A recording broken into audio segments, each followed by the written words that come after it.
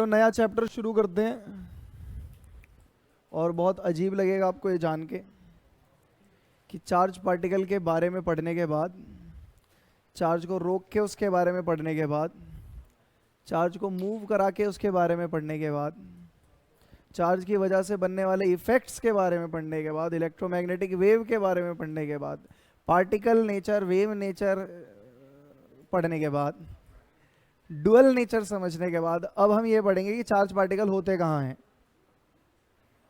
Charge particle होते कहाँ है और इन्हें कैरी कौन करता है। सही बात है, शांति बनाए रखें और बड़े बड़े शब्दों में नए चैप्टर का नाम डाल दें एटम्स।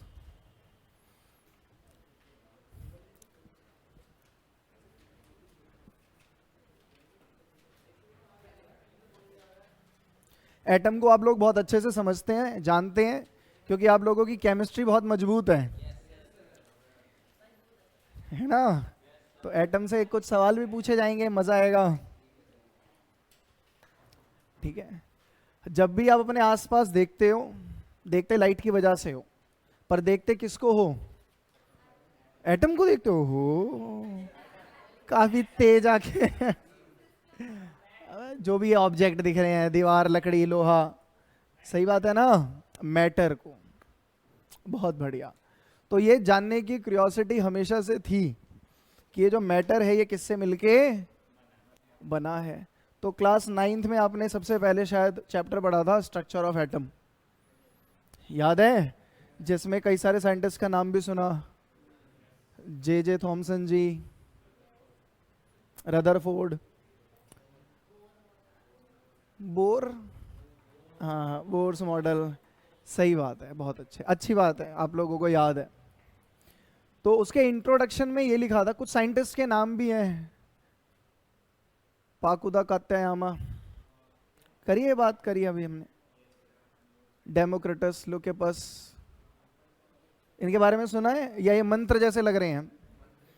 मंत्र लग रहे हैं, अच्छा ओके। तो पढ़ना क्या चाहते हैं हम? पढ़ना चाहते हैं कि ये जो जितना भी मैटर अपने आसपास आप देख रहे हो, ये सारे अलग अलग प्रॉपर्टी कैरी करते हैं। सही बात है ना, लोहा लकड़ी से अलग है, सोना लोहे से अलग है, दोनों ही मेटल हैं, लेकिन एक बहुत महंगा, दूसरा बहुत सस्ता। तो ये जानने की क्यूरियोसिटी थी कि ये बने किससे मिलकर हैं। ये जो मैटर है, इसका लास्ट पार्टिकल क्या है, मतलब इसकी लास्ट यूनिट क्या है। जैसे इस घर की लास्ट यूनिट क्या है? ईंट। ईंट को भी तोड़ दो तो रेत का कण, नहीं आई बात समझ में? हाँ, वैसे ही ये जो अपने आसपास मैटर है, ये किससे मिलके बना है। तो शायद आप लोगों को याद होगा 9th क्लास में आपको टीचर्स ने कहा होगा, बेटा कोई भी मैटर का टुकड़ा लो और उसको तोड़ना शुरू करो। पहले उसको 2 पार्ट में तोड़ो, जो बचा उसे फिर तोड़ो, जो बचा उसे फिर तोड़ो, जो बचा उसे फिर तोड़ो, और ये प्रोसेस कंटिन्यू रखो। कब तक? जब तक वो स्टेट ना आ जाए जिसका फर्दर डिवीजन पॉसिबल ना हो, जिसको और छोटा ना किया जा सके। सही बात है, जो अनडिस्ट्रक्टेबल हो, शक्तिमान टाइप स्ट्रक्चर आ जाए, और उसी को हम क्या बोलते हैं? सबसे छोटा कमरा, एटम। इसमें ए को अलग कर दो, और तो ए का मतलब होता है विदाउट, टम का मतलब होता है कटिंग, जिसको और काटा और तोड़ा नहीं जा सकता। सही बात है। तो एटम एक बहुत ही रिजिड स्ट्रक्चर होता है।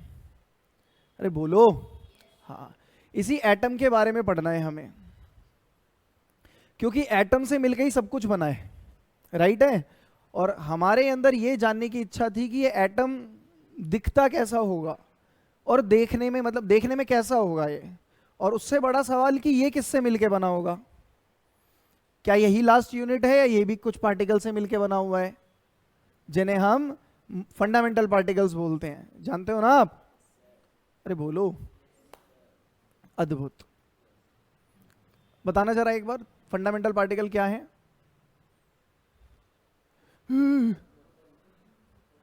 बता दे भाई, बता दे, मैं कूद जाऊंगा जाके छत से। क्या कह रहा, कूद जाओ? हाँ, मेरे को तो डर गया था, मुझे बताएगा नहीं है।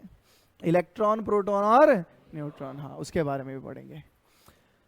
तो एटम के बारे में जब थ्योरीज आनी चालू हुई, जानते तो हैं ही दोस्तों आप लोग, तो सबसे पहली और सबसे बेसिक थ्योरी देने वाले कौन थे?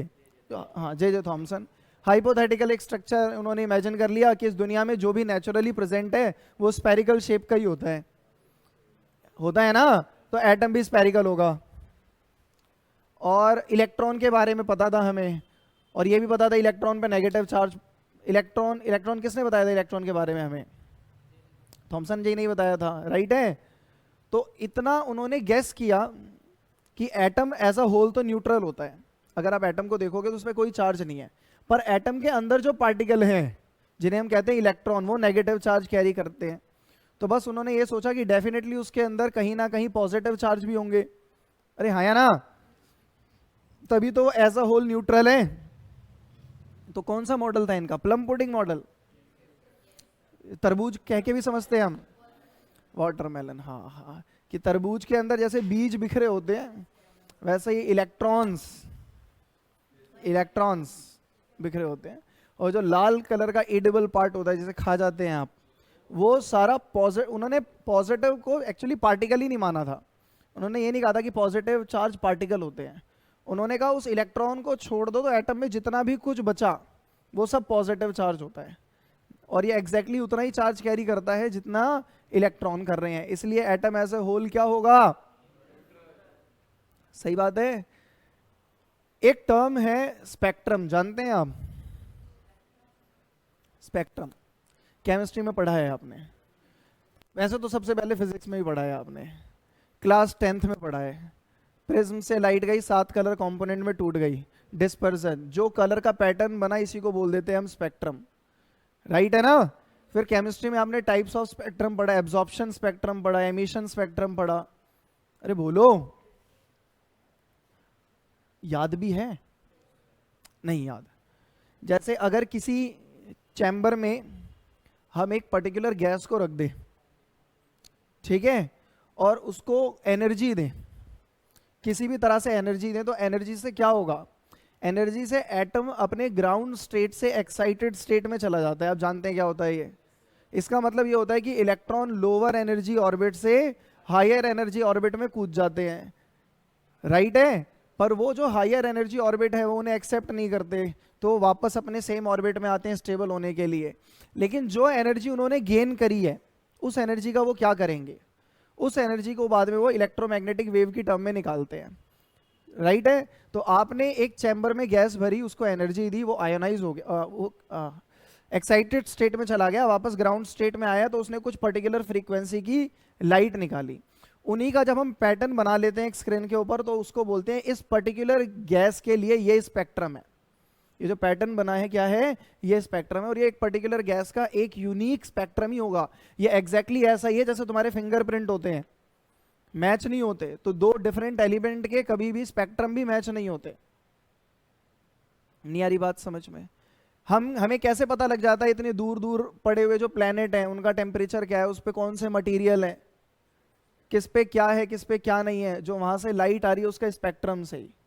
स्पेक्ट्रम की स्टडी बड़ी कमाल की स्टडी है, ब्रांच है पूरी फिजिक्स की जिसको बोलते हैं स्पेक्ट्रोस्कोपी, समझते हैं आप?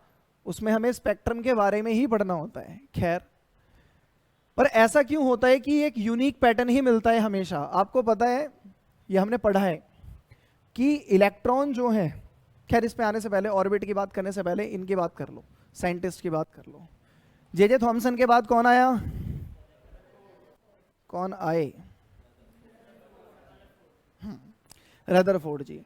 रदरफोर्ड जी के पास ये आइडिया तो था कि डेफिनेटली ऐसा नहीं होता कि पॉजिटिव चार्ज हर जगह फैला है, कुछ पॉजिटिव चार्ज पार्टिकल होंगे। उनके पास आइडिया ये भी था कि पॉजिटिव चार्ज पार्टिकल के आसपास इलेक्ट्रॉन घूमते होंगे, पर इसे प्रूव करना था, ठीक है। और उनके 2 शिष्य थे, नाम जानते हैं आप? कुछ अदरक जैसा नाम है, जर्जर मार्जन, ये 2 हैं, ठीक है। अरे बोलो, इन्हीं दोनों ने मिलकर एक एक्सपेरिमेंट किया था। एक्सपेरिमेंट का मोटिव क्या था? एक्सपेरिमेंट का मोटिव ये था कि एटम कैसा दिखता है उसको समझना, समझ गए? तो क्या अप्रोच थी उनकी कि उन्होंने गोल्ड फॉइल लिया, याद है, गोल्ड फॉइल लिया, उन पे अल्फा पार्टिकल मारे, ये सब करके कर क्या रहे थे? ऊट पटांग सा लगता है थोड़ा ये, या समझ में आता है कि उन्होंने ये सब क्यों किया? उसके पीछे का तर्क समझ में आता है आपको? मतलब ऐसा ही है कि जैसे ये लड़का है, इसको यहां पे खड़ा कर दो, अरे बोलो, और मान लो कि कोई कारण की वजह से मेरे पास कुछ जो आईज है, रिसेप्टर नहीं है जिसकी वजह से मैं इसे देख सकूं, ठीक है? तो मैंने क्या किया, मैंने एक बाल्टी में बहुत सारा कीचड़ भरा और ऐसे फेंक के मारा, ठीक है? अब जो कीचड़ गया है वो एक पैटर्न बनाएगा दीवार के ऊपर, अरे हाँ या ना? कुछ कीचड़ इधर उधर रिफ्लेक्ट हो जाएगा, सही बात है, कुछ इस पे चिपक जाएगा। तो इसी पैटर्न को मैं, इसको तो नहीं देख सकता पर उस कीचड़ के पैटर्न को ऑब्जर्व कर सकता हूं कि वो कैसे जा रहा है, कैसे कैसे अलग अलग एंगल पे बेंड हो रहा है, और उसके बेसिस पे मैं ये बताऊंगा कि ये कैसा दिखता होगा, इसका साइज वगैरह कैसा होगा, कैसा स्ट्रक्चर होगा, समझ गए? तो पहला मतलब पहली कंडीशन तो ये थी कि उन्हें ऐसे पार्टिकल चाहिए होंगे जो एटम से भी छोटे हों। तो कौन से पार्टिकल लिए थे उन्होंने? अल्फा पार्टिकल, ठीक है? और अब उनके पास दूसरा चैलेंज क्या था कि सामने उन्हें एटम रखना है। क्या रखना है? अब एटम ऐसा तो है नहीं कि मेरे को अगर एटम रखना है तो मैं क्या करता हूं, इसमें से ऐसे एटम निकालूंगा और सामने रख दूंगा, सही बात है? आप एटम के बहुत क्लोज जा सकते हो, तो बहुत अगर क्लोज जाना है एटम के तो क्या करें हम एक ऐसा मटेरियल लेंगे जो बहुत हद तक पतला हो सके, बहुत हद तक पतला हो सके बिना टूटे, क्योंकि उसकी जितनी थिन लेयर बनेगी आप एटम के उतना क्लोज जाओगे। नहीं आ रही बात समझ में? तो इसके लिए बहुत थिन बनाने के लिए, ताकि आप एटम के बहुत पास जा सको, बहुत पास, उनकी इच्छा ये थी कि लगभग 1 एटम थिक वॉल बन जाए, एक एटम थिक वॉल बन जाए, फिर मैं बहुत सारे अल्फा पार्टिकल फेंक के मारूंगा, वो जैसे इधर उधर जाएंगे उससे मैं पता लगा लूंगा कि एटम कैसा दिखता होगा। समझ में आई ना बात? तो उसके लिए क्या यूज किया? गोल्ड। आप जानते हैं गोल्ड क्यों यूज किया? बताओ क्यों यूज किया गोल्ड? क्योंकि गोल्ड बहुत महंगा मटेरियल होता है और वो शौकीन आदमी थे, वो कहते थे कि देखो एक्सपेरिमेंट करेंगे तो महंगा, टुच्चे काम पसंद नहीं है हमें, ड्यूरेबल ज्यादा है, या उनकी वाइफ की डिमांड थी गोल्ड में करना चाहिए, ठीक है? यस सर, सुनो। हाँ मित्र, क्यों लिया गोल्ड? हाँ, 2 प्रॉपर्टी पढ़ी होंगी आपने बचपन में, अधात वर्ध्यता एवं तन्यता, मेलेबिलिटी एंड डक्टिलिटी। तो बहुत मेलेबल है, मेलेबल का मतलब होता है कि उसकी पतली चादर बनाई जा सकती है ना? तो डक्टाइल का मतलब क्या होता है?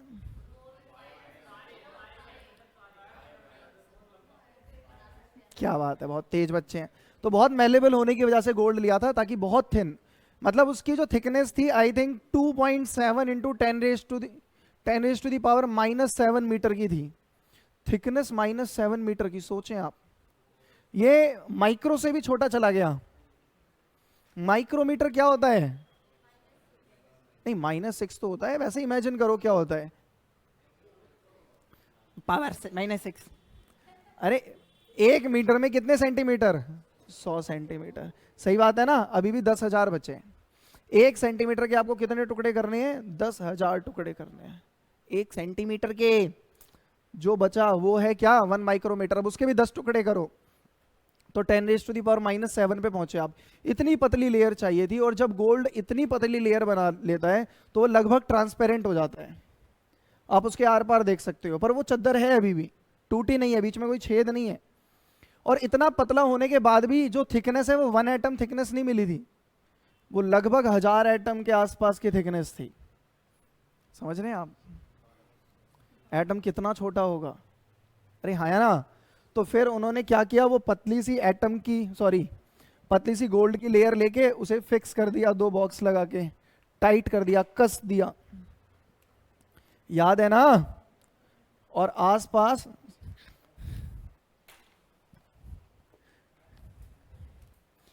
मैंने ये मार्कर अलग रख दिए थे, है ना? उठा के फिर यहां रख दिए।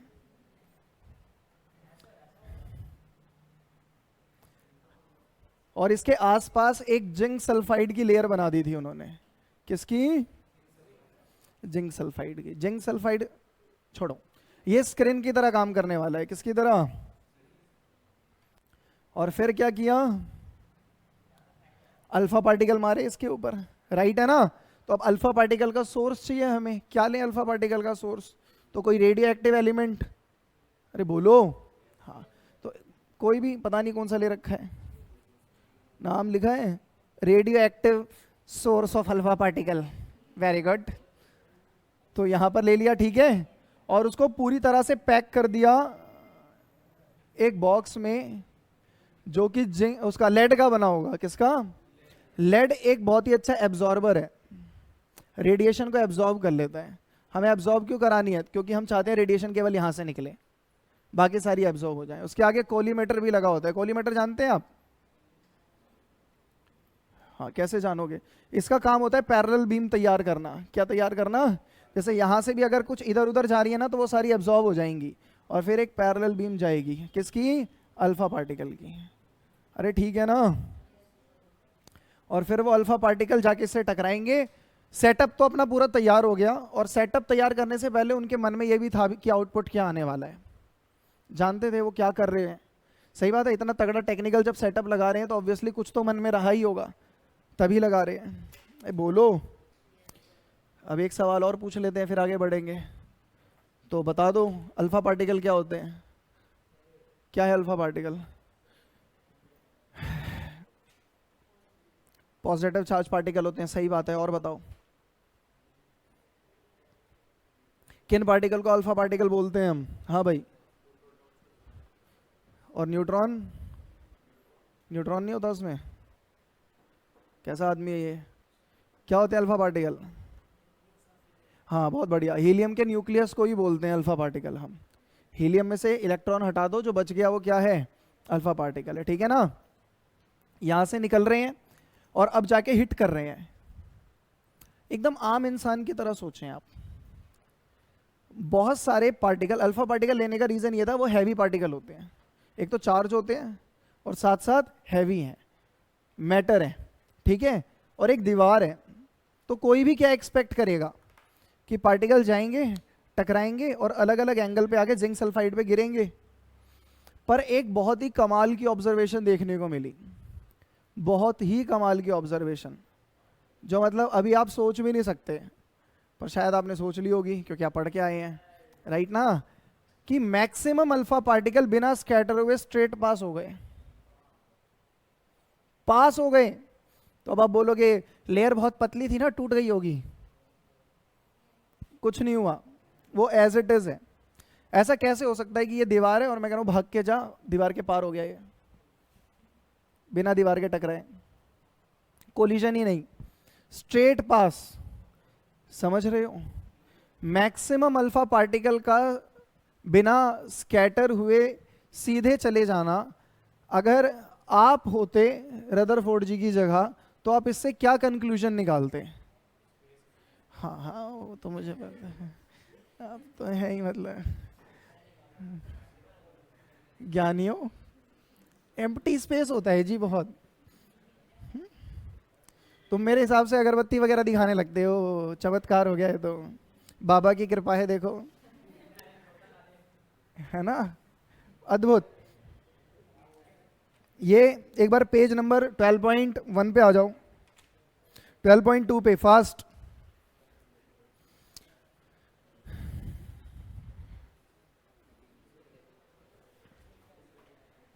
सेटअप दिख रहा है आपको, बोलो।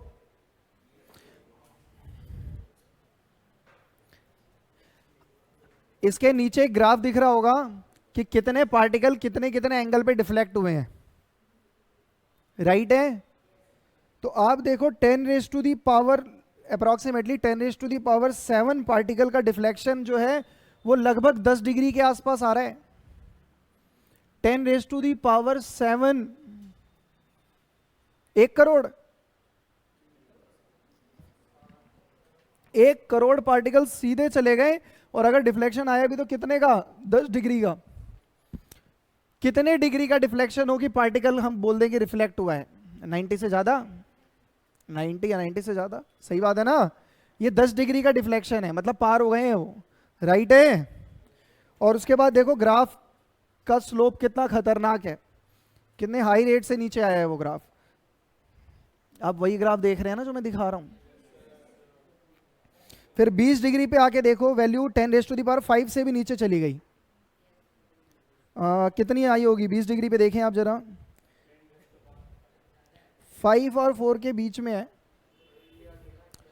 चलो हम 5 भी मान लेते हैं, तो भी आप ये सोचें कि मात्र 10 डिग्री का डिफ्लेक्शन ज़्यादा आ रहा है, और फर्क कितने का आ गया, हर 100 पार्टिकल में से एक पार्टिकल का। नहीं आई बात समझ में? हर 100 में से एक पार्टिकल ऐसा मिल रहा है जिसमें डिफ्लेक्शन मात्र 10 डिग्री का बढ़ा। कितने का बढ़ा? 10 डिग्री का। अब ऐसे ही आगे देखते जाओ, 180 डिग्री से डिफ्लेक्ट होने वाले तो बहुत कम पार्टिकल मिलेंगे आपको। ठीक है, ये एक्सपेरिमेंट समझ में आया? एक्सपेरिमेंट का सेटअप समझ में आया? आओ इसकी ऑब्जर्वेशन फटाफट से देख लें कि उन्होंने क्या क्या ऑब्जर्व किया था। पहला point, most of the alpha particle pass straight through the gold foil और सफर ओनली स्मॉल डिफ्लेक्शन। ये ऑब्जर्वेशन थी कि मैक्सिमम अल्फा पार्टिकल स्ट्रेट निकल गए, या फिर अगर डिफ्लेक्शन आया भी है तो बहुत छोटे एंगल का आया है। दूसरी ऑब्जर्वेशन क्या, कि a few alpha particle about 1 in 8,000, 8,000 में से एक पार्टिकल ऐसा था जो 90 डिग्री या उससे बड़े एंगल पे डिफ्लेक्ट हुआ है। 8,000 में से एक पार्टिकल, समझ रहे हो आप? और तीसरा कह रहा है कि ये कह रहे हैं हमारे पास डेटा भी नहीं है, ओकेजनली कोई ऐसा पार्टिकल मिला है जो जिस पाथ पे गया है उसी पाथ पे वापस आ गया, जिसमें आपको 180 डिग्री का डिफ्लेक्शन देखने को मिला है। ठीक है, ये 3 ऑब्जर्वेशन थी। अब इनके बेसिस पे कुछ कंक्लूजन निकल के आए, वो ठीक उसके नीचे लिखे हुए हैं। कह रहा है as most of the alpha particle pass straight through the foil, so most of the space within the atom must be. समझ गए? सीधे निकल गए तो इसका मतलब क्या है? एम्प्टी स्पेस है। सही बात है। मोस्ट ऑफ द, ये कमाल की बातें नहीं लगती तुम्हें? मेरे को कई बार मैं सोचता हूँ कि जब मैं 11th-12th के बच्चों को ये बातें बताता हूँ तो वो चौंक के क्यों नहीं सुनते इन बातों को? मतलब ऐसे पागल क्यों नहीं हो जाते इन बातों को सुन के? अबे तुम लोग एटम से मिलके बने हो, तुम्हारे अंदर क्या है अगर एटम निकाल दिया जाए तो? एटम ही तो है। पूरा स्ट्रक्चर किससे मिलके बना है? एटम है। अगर आपको काटते चले जाएं तो एंड में क्या मिलेगा? एटम मिलेगा।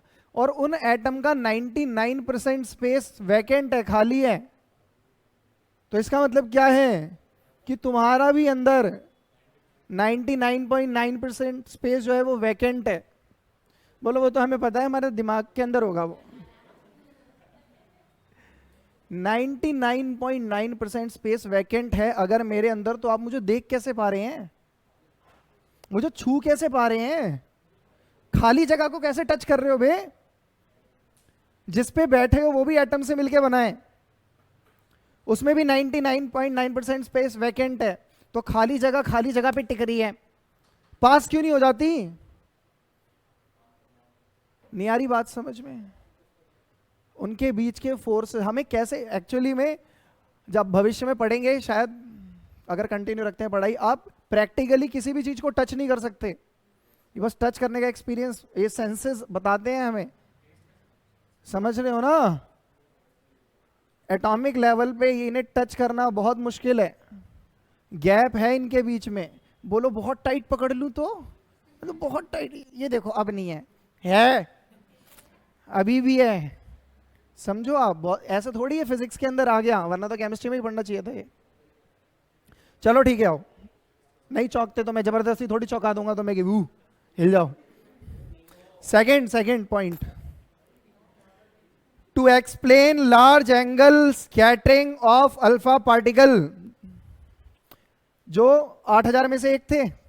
हाँ, Rutherford suggested that all the positive charge and the mass of the atom is concentrated in very small region called nucleus। मतलब रदरफोर्ड ही थे जिन्होंने सबसे पहले न्यूक्लियस के बारे में बताया कि 90 एंगल से ज्यादा का डिफ्लेक्शन कैसे आ सकता है। 90 एंगल से ज्यादा का डिफ्लेक्शन होने का मतलब यह है कि अल्फा पार्टिकल रिपल हुआ है, तभी तो वापस उसी ओरिएंटेशन पे आ गया। और रिपेल पॉजिटिव चार्ज को पॉजिटिव चार्ज ही करता है।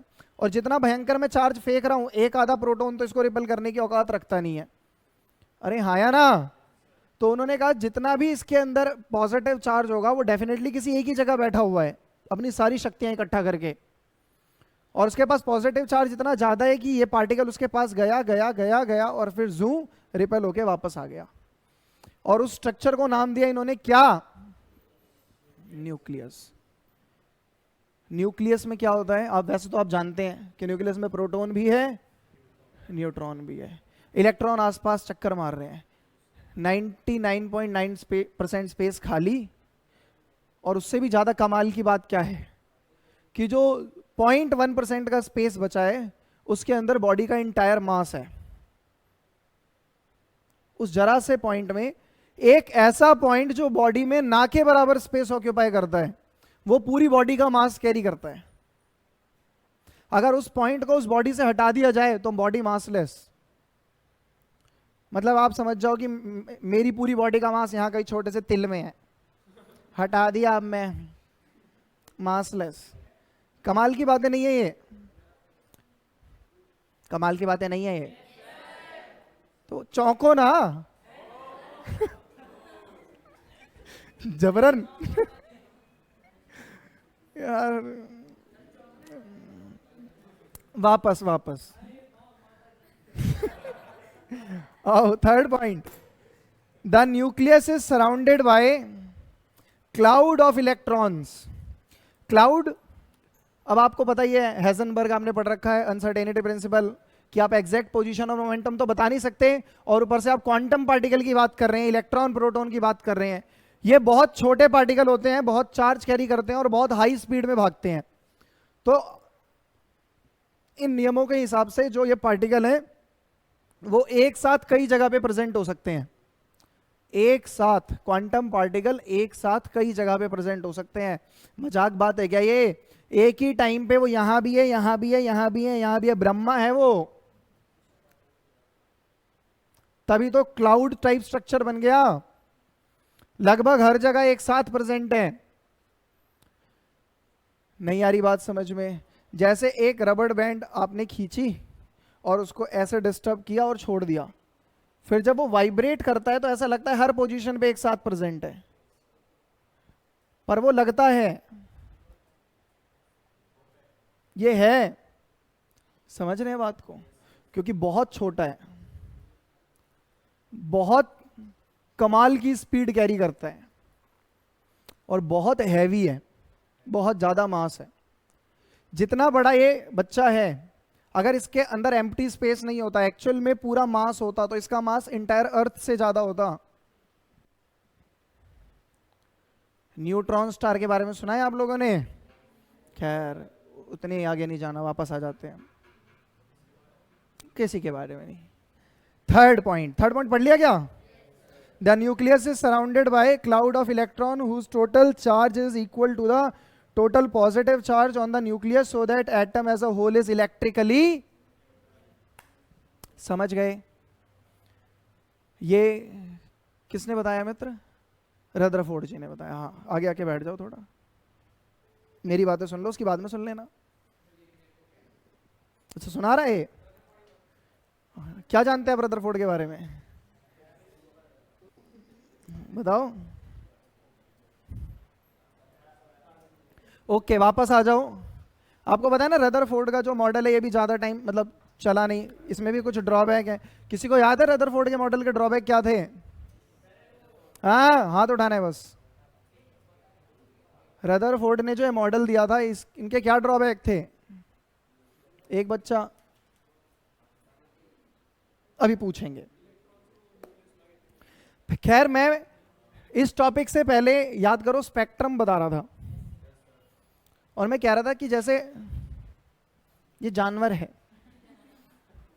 वैसे ही धरती पे भांति भांति प्रकार के जानवर हैं। जानवर इंसान है और सबका फिंगरप्रिंट अलग है, जानते हैं ना आप?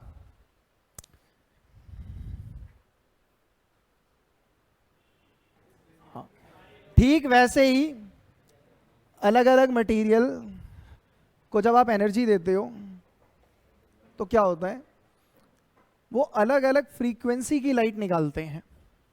अब क्या वो हमेशा सेम फ्रीक्वेंसी की लाइट निकालेंगे? जैसे मान लो आप किसी हीलियम गैस की बात कर रहे हो, मैंने हीलियम गैस को एक चैम्बर में रख दिया, मैंने उसे एक्साइट किया, फिर वो ग्राउंड स्टेट में आता है, तो क्या हमेशा वो सेम फ्रीक्वेंसी की लाइट निकालेगा, या फ्रीक्वेंसीज बदल सकती हैं? और अगर मान लो कि वो 5 अलग अलग तरीके की फ्रीक्वेंसी की लाइट निकाल रहा है, तो क्या वो 5 अलग अलग फ्रीक्वेंसी की लाइट हमेशा निकालेगा, या ये 5 का पैटर्न चेंज हो सकता है? वो नहीं हो सकता। समझ रहे हैं आप? हाँ, क्या बोलो? ओके, तो ये है न्यूक्लियस, ये है ऑर्बिट, ये है दूसरा ऑर्बिट, मान लो ये है तीसरा ऑर्बिट, एक और बना दें, ये है चौथा ऑर्बिट। ठीक है, अब आप याद करो और मुझे बताओ कि हमने ये पढ़ रखा है कि इलेक्ट्रॉन ऐसे ही किसी ऑर्बिट में नहीं घूम सकता।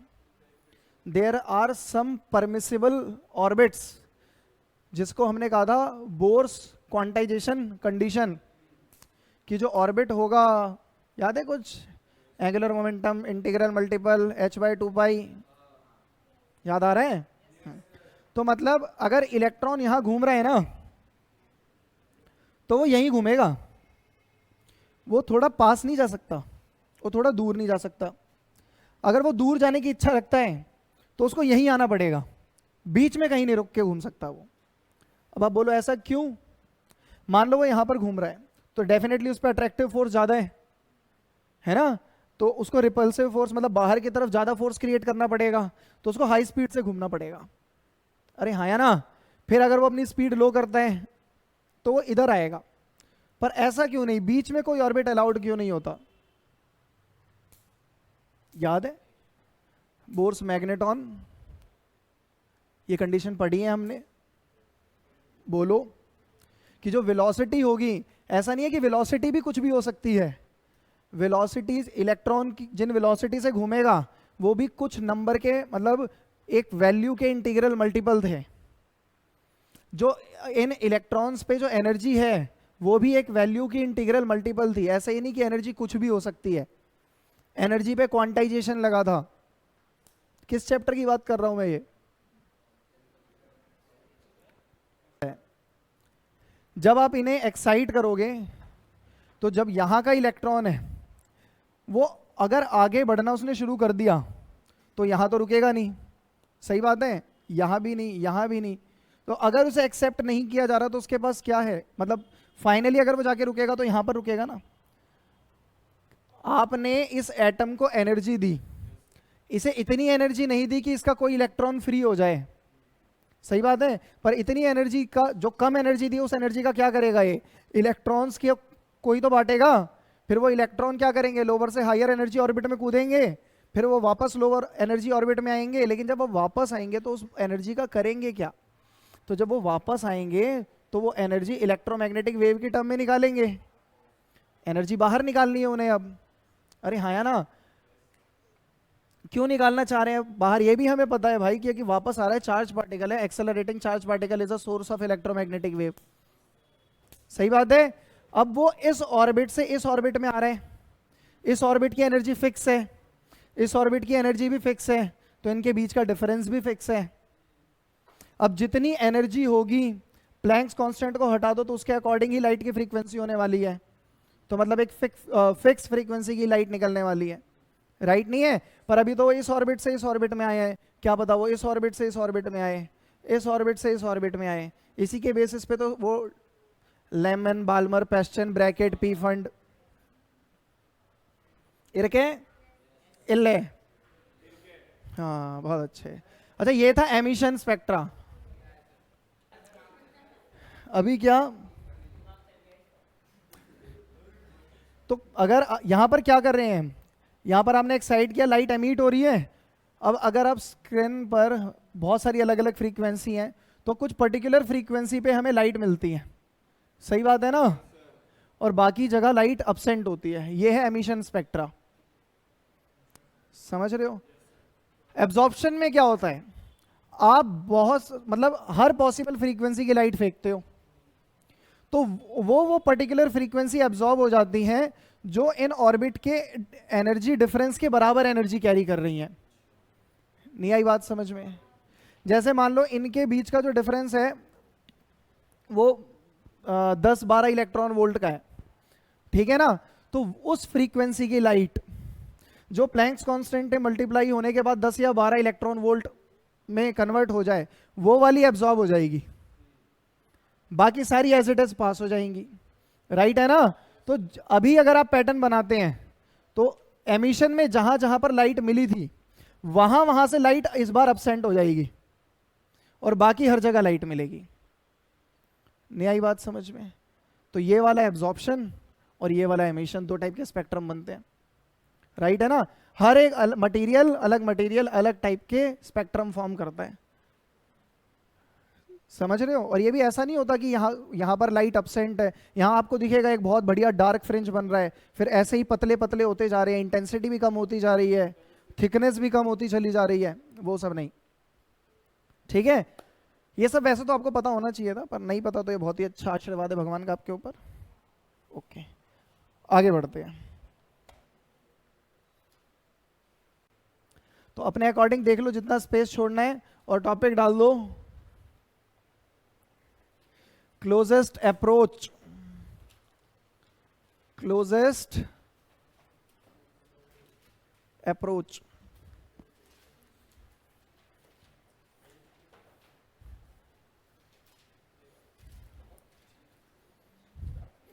छोटा है चैप्टर छोटा है।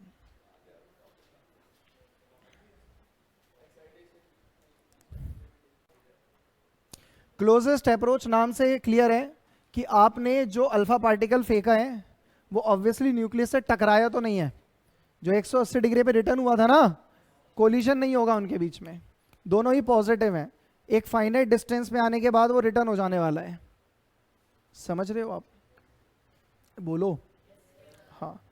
तो पास आएगा, पास आएगा, पास आएगा और फिर मतलब आया आया आया आया और जूम वापस हो गया। समझ गए?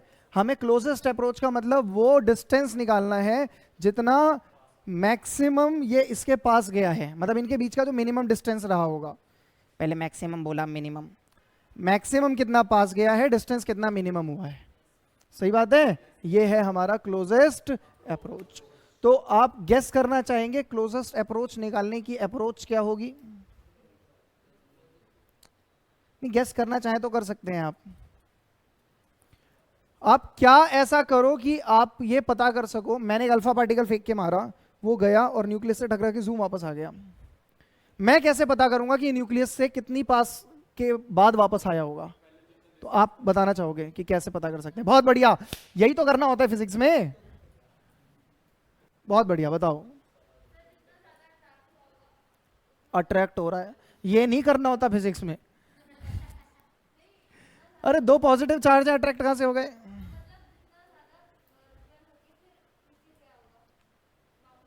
मजा नहीं आ रहा है। हाँ, हमें कैसे पता? हाँ बताओ। हाँ, फेंका हमने, राइट। तो क्या पता है हमें, बताओ। हमें उसकी इनिशियल वेलोसिटी, बहुत बढ़िया, अब आप पास जा रहे हैं। हमने उसे फेंका है तो हमें उसकी वेलोसिटी पता है, वो कितनी वेलोसिटी से गया। इससे हमें उसकी काइनेटिक एनर्जी पता है, हम मास निकाल सकते हैं उसका, 2 प्रोटॉन 2 न्यूट्रॉन लेके बैठा हुआ है, वो कितनी वेलोसिटी से, हमें उसकी काइनेटिक एनर्जी पता है। अब क्या करें इस काइनेटिक एनर्जी का? वो हाँ बताओ। फोर्स,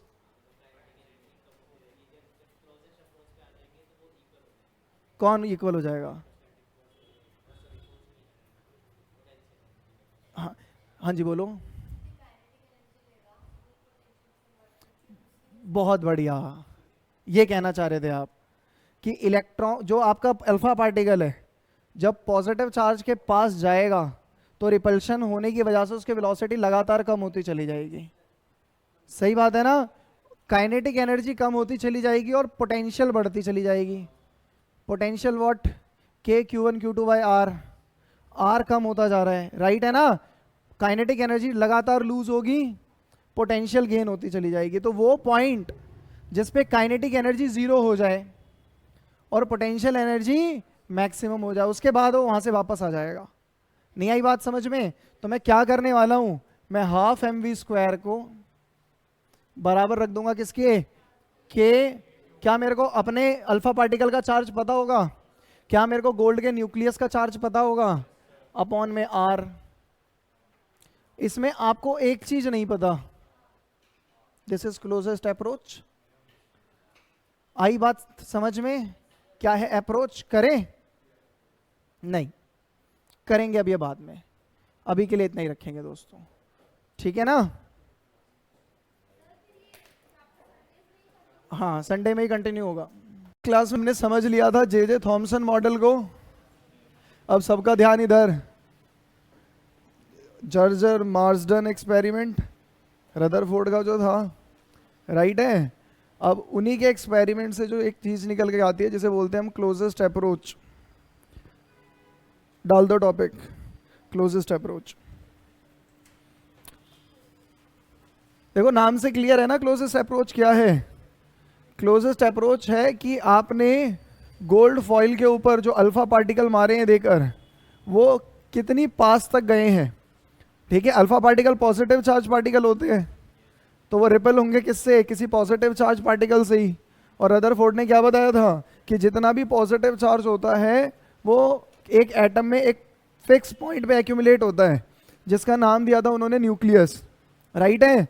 तो वो अल्फा पार्टिकल जो एग्जैक्टली सेम पाथ को ट्रेस करके वापस आया है, वो डेफिनेटली न्यूक्लियस से टकरा के वापस आया होगा। यहाँ पे टकराने का मतलब ऐसे फिजिकली कांटेक्ट में आना नहीं है, सही बात है ना। जब इसके इन्फ्लुएंस में आएगा रिपल्सिव फोर्स बढ़ेंगे बढ़ेंगे बढ़ेंगे, बहुत ज़्यादा बढ़ जाएंगे और उसके बाद वो वहीं से रिटर्न आ जाएगा, सही बात है। तो क्लोजेस्ट अप्रोच का क्या मतलब है कि जो अल्फा पार्टिकल है न्यूक्लियस के मैक्सिमम कितना पास गया है, राइट है। और ये निकालने की अप्रोच भी डिस्कस कर ली थी हमने, याद करो, करी थी ना। तो बताओगे मुझे कैसे निकालोगे? यह है आपका एटम का न्यूक्लियस, पॉजिटिव चार्ज न्यूक्लियस, और ये गया अल्फा पार्टिकल, और ये है इनके बीच का क्लोजेस्ट डिस्टेंस, मान लिया R0, ठीक है ना। गोल्ड फॉइल के लिए लिया था, लेकिन हम किसी भी जनरल एटम के लिए लेते हैं, of atomic number Z। Atomic number is equal to number of proton inside nucleus. Nucleus में ही होते हैं ना, एटॉमिक नंबर प्रोटॉन के बराबर होता है, आप जानते हैं इस बात को, डिस्कस कर लिया हमने ये सारी बातें, राइट है। बहुत बढ़िया। तो बताओ क्या अप्रोच सोची थी हमने इस क्लोजेस्ट अप्रोच को निकालने की?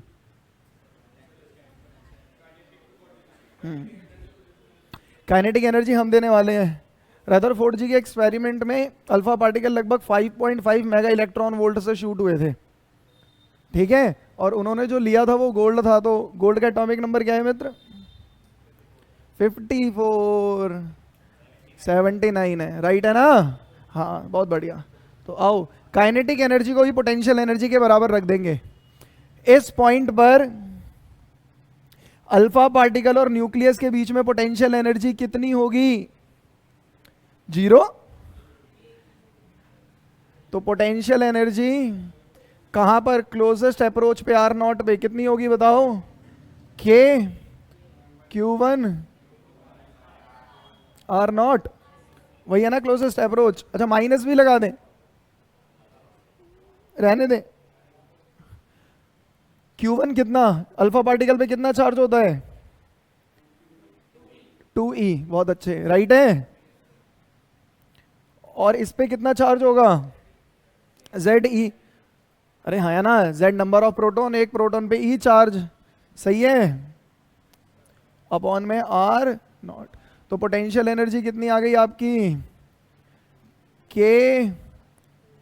2ZE² अपॉन, काइनेटिक एनर्जी उसे हमने ही दी थी, राइट है। इसी वैल्यू को मैं किसके इक्वल रख दूंगा? 1/2 mv², सही है। K2, क्या आ गया अपना रिजल्ट?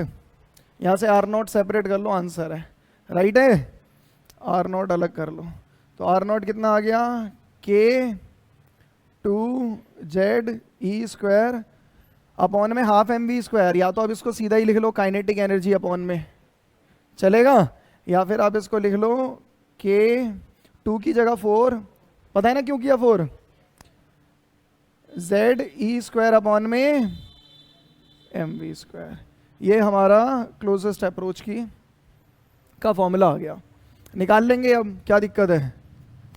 आर नॉट कैसे निकालोगे, गोल्ड के लिए जेड की वैल्यू क्या ले लोगे 79, सही है। और काइनेटिक एनर्जी अभी बताई मैंने आपको कितनी है 5.5 मेगा इलेक्ट्रॉन वोल्ट। अब मेगा इलेक्ट्रॉन वोल्ट को इलेक्ट्रॉन वोल्ट में कन्वर्ट करना मुश्किल काम है। आप इसी 5.5 को मल्टीप्लाई कर दोगे 1.6 इंटू 10⁻⁻13 मेगा भी तो है, +6 राइट है, तो ये आ जाएगा। वैल्यू पुट कर देना, काइनेटिक एनर्जी की वैल्यू ये पुट कर दोगे, Z 79, ई तो आपको पता ही है, के भी हमें पता है। 2 की वैल्यू बताऊं, नहीं, बहुत बढ़िया आंसर आ जाएगा। तो आर नॉट FM फेम्टोमीटर में आएगा समथिंग ऑफ, कैलकुलेट कर लेना और देख लेना कितना होता है, ठीक है, लिख लो, यही है क्लोजेस्ट अप्रोच। देखो गोल्ड फॉइल एक्सपेरिमेंट के अंदर आप लोगों को पता है कि अलग अलग पार्टिकल डिफरेंट एंगल पे गए थे, सबकी स्कैटरिंग अलग अलग एंगल पे हुई थी। तो वो जानना चाह रहे थे कि वो कौन सा फैक्टर होगा जो इस बात को डिफाइन करेगा कि कौन सा पार्टिकल ज़्यादा एंगल पे डिफ्लेक्ट होगा और कौन सा पार्टिकल कम एंगल पे डिफ्लेक्ट होगा। क्यों एक में बहुत ज़्यादा डिफ्लेक्शन आ रहा है और क्यों एक में बहुत कम डिफ्लेक्शन आ रहा है। वो क्या है जो इस बात को बताएगा कि किस पार्टिकल में इफेक्ट, किस पार्टिकल पे इफेक्ट ज़्यादा पड़ेगा और किस पार्टिकल पे जो इम्पैक्ट है वो कम आएगा। समझ रहे हो। तो एक फिजिकल क्वांटिटी आई इम्पैक्ट पैरामीटर, लिखो impact parameter B 1/4πε0 ZE²।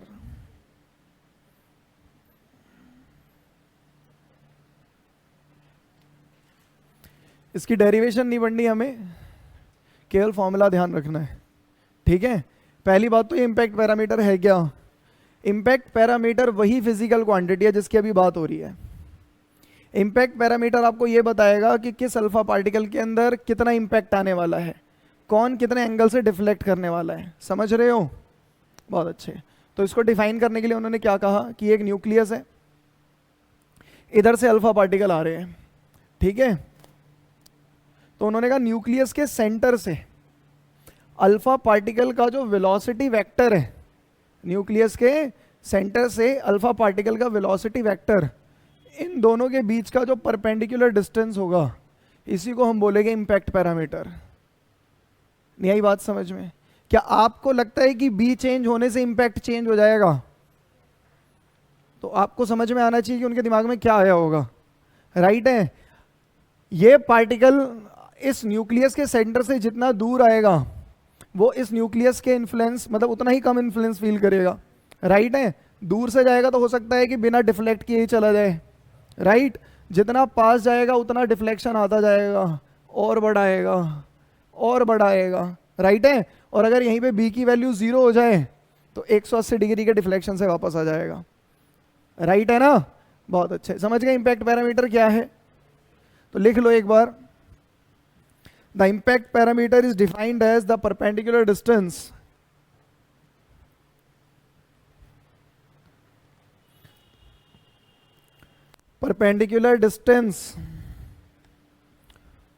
of the velocity vector perpendicular distance of the velocity vector of alpha particle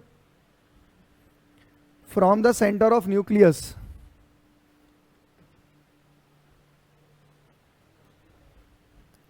velocity vector of the alpha particle from the center of nucleus when it is far away from the nucleus। हाँ जी, nucleus, हाँ, when it is far away from the nucleus। समझाते हैं अभी, आप लिख लो। अच्छा, इन्होंने ये भी बोला कि आप बीटा को मेजर कब करोगे, जब आप न्यूक्लियस से दूर हो। सही बात है। अगर आप न्यूक्लियस के पास आ गए फिर तो आप उसके इन्फ्लुएंस में आ गए, फिर तो इम्पैक्ट पड़ना चालू हो जाएगा। और अगर आने के बाद आप वेलोसिटी वेक्टर और इसके बीच का डिस्टेंस देखोगे तो वेरिएशन आ जाएगा। नहीं आई बात समझ में? तो हमें बी कब मेजर करना है? जब तक अल्फा पार्टिकल पे न्यूक्लियस का इंपैक्ट शो ना हुआ हो, मतलब कि वो न्यूक्लियस से दूर हो। उस टाइम पे उसके सेंटर और अल्फा पार्टिकल के वेलोसिटी वेक्टर के बीच का परपेंडिकुलर डिस्टेंस लेना है हमें, राइट है? तो इंपैक्ट सबसे ज्यादा कब? जब बी की वैल्यू सबसे कम। सही बात है ना? तो बी 0, थीटा मैक्सिमम कितना? 180, राइट है ना? बहुत बढ़िया, ठीक है। ये फॉर्मूला लिख लेना और वो ड्रॉ भी कर लो। अच्छा, रदरफोर्ड मॉडल की कुछ अचीवमेंट्स थी और कुछ लिमिटेशंस भी थी। ऐसा चेहरा बना के क्यों बैठते हो भाई? इस चैप्टर से तो तुम्हें ज़्यादा कनेक्ट करना चाहिए। तुम्हें केमिस्ट्री में पढ़ा, तुमने 9th में पढ़ा, अब तुम फिजिक्स में पढ़ रहे हो, तो खुशी खुशी पढ़ो ना। ऐसा बना के चेहरा बैठ जाते हैं, इच्छा होती है भेज देना घर। तो रदरफोर्ड मॉडल की कुछ अचीवमेंट थी या नहीं थी? क्या अचीवमेंट थी? एक तो उन्होंने बताया था कि एक एटम का मैक्सिमम स्पेस खाली होता है। एक उन्होंने बताया था कि सारा का सारा मास एक सेंटर में होता है जिसको हम न्यूक्लियस बोलते हैं, नाभिक बोलते हैं। और क्या बताया था? और बताया था कि इलेक्ट्रॉन उसके आसपास सर्कुलर ऑर्बिट में घूमते हैं। और न्यूक्लियस पे पॉजिटिव चार्ज होता है। वाह वाह, ये भी तो बताया था। बात हो गई है वाली, अब कुछ नया लाए। और एक उन्होंने एटम और न्यूक्लियस के साइज का भी तो कंपैरिजन किया था। अरे हाँ ना, उन्होंने कहा एक एटम जो है वो 10⁻⁻⁻10 मीटर के ऑर्डर का होता है, ठीक है? लेकिन न्यूक्लियस 10⁻⁻15 मीटर के ऑर्डर का होता है। तो ज्यादा बड़ा डिफरेंस तो है नहीं, बहुत बड़ा है। हाँ बहुत बड़ा है। मतलब क्या है कि आपका न्यूक्लियस आपके एटम के रिस्पेक्ट में मात्र 1,00,000 गुना छोटा है। सही बात है ना? इतना तो चलेगा।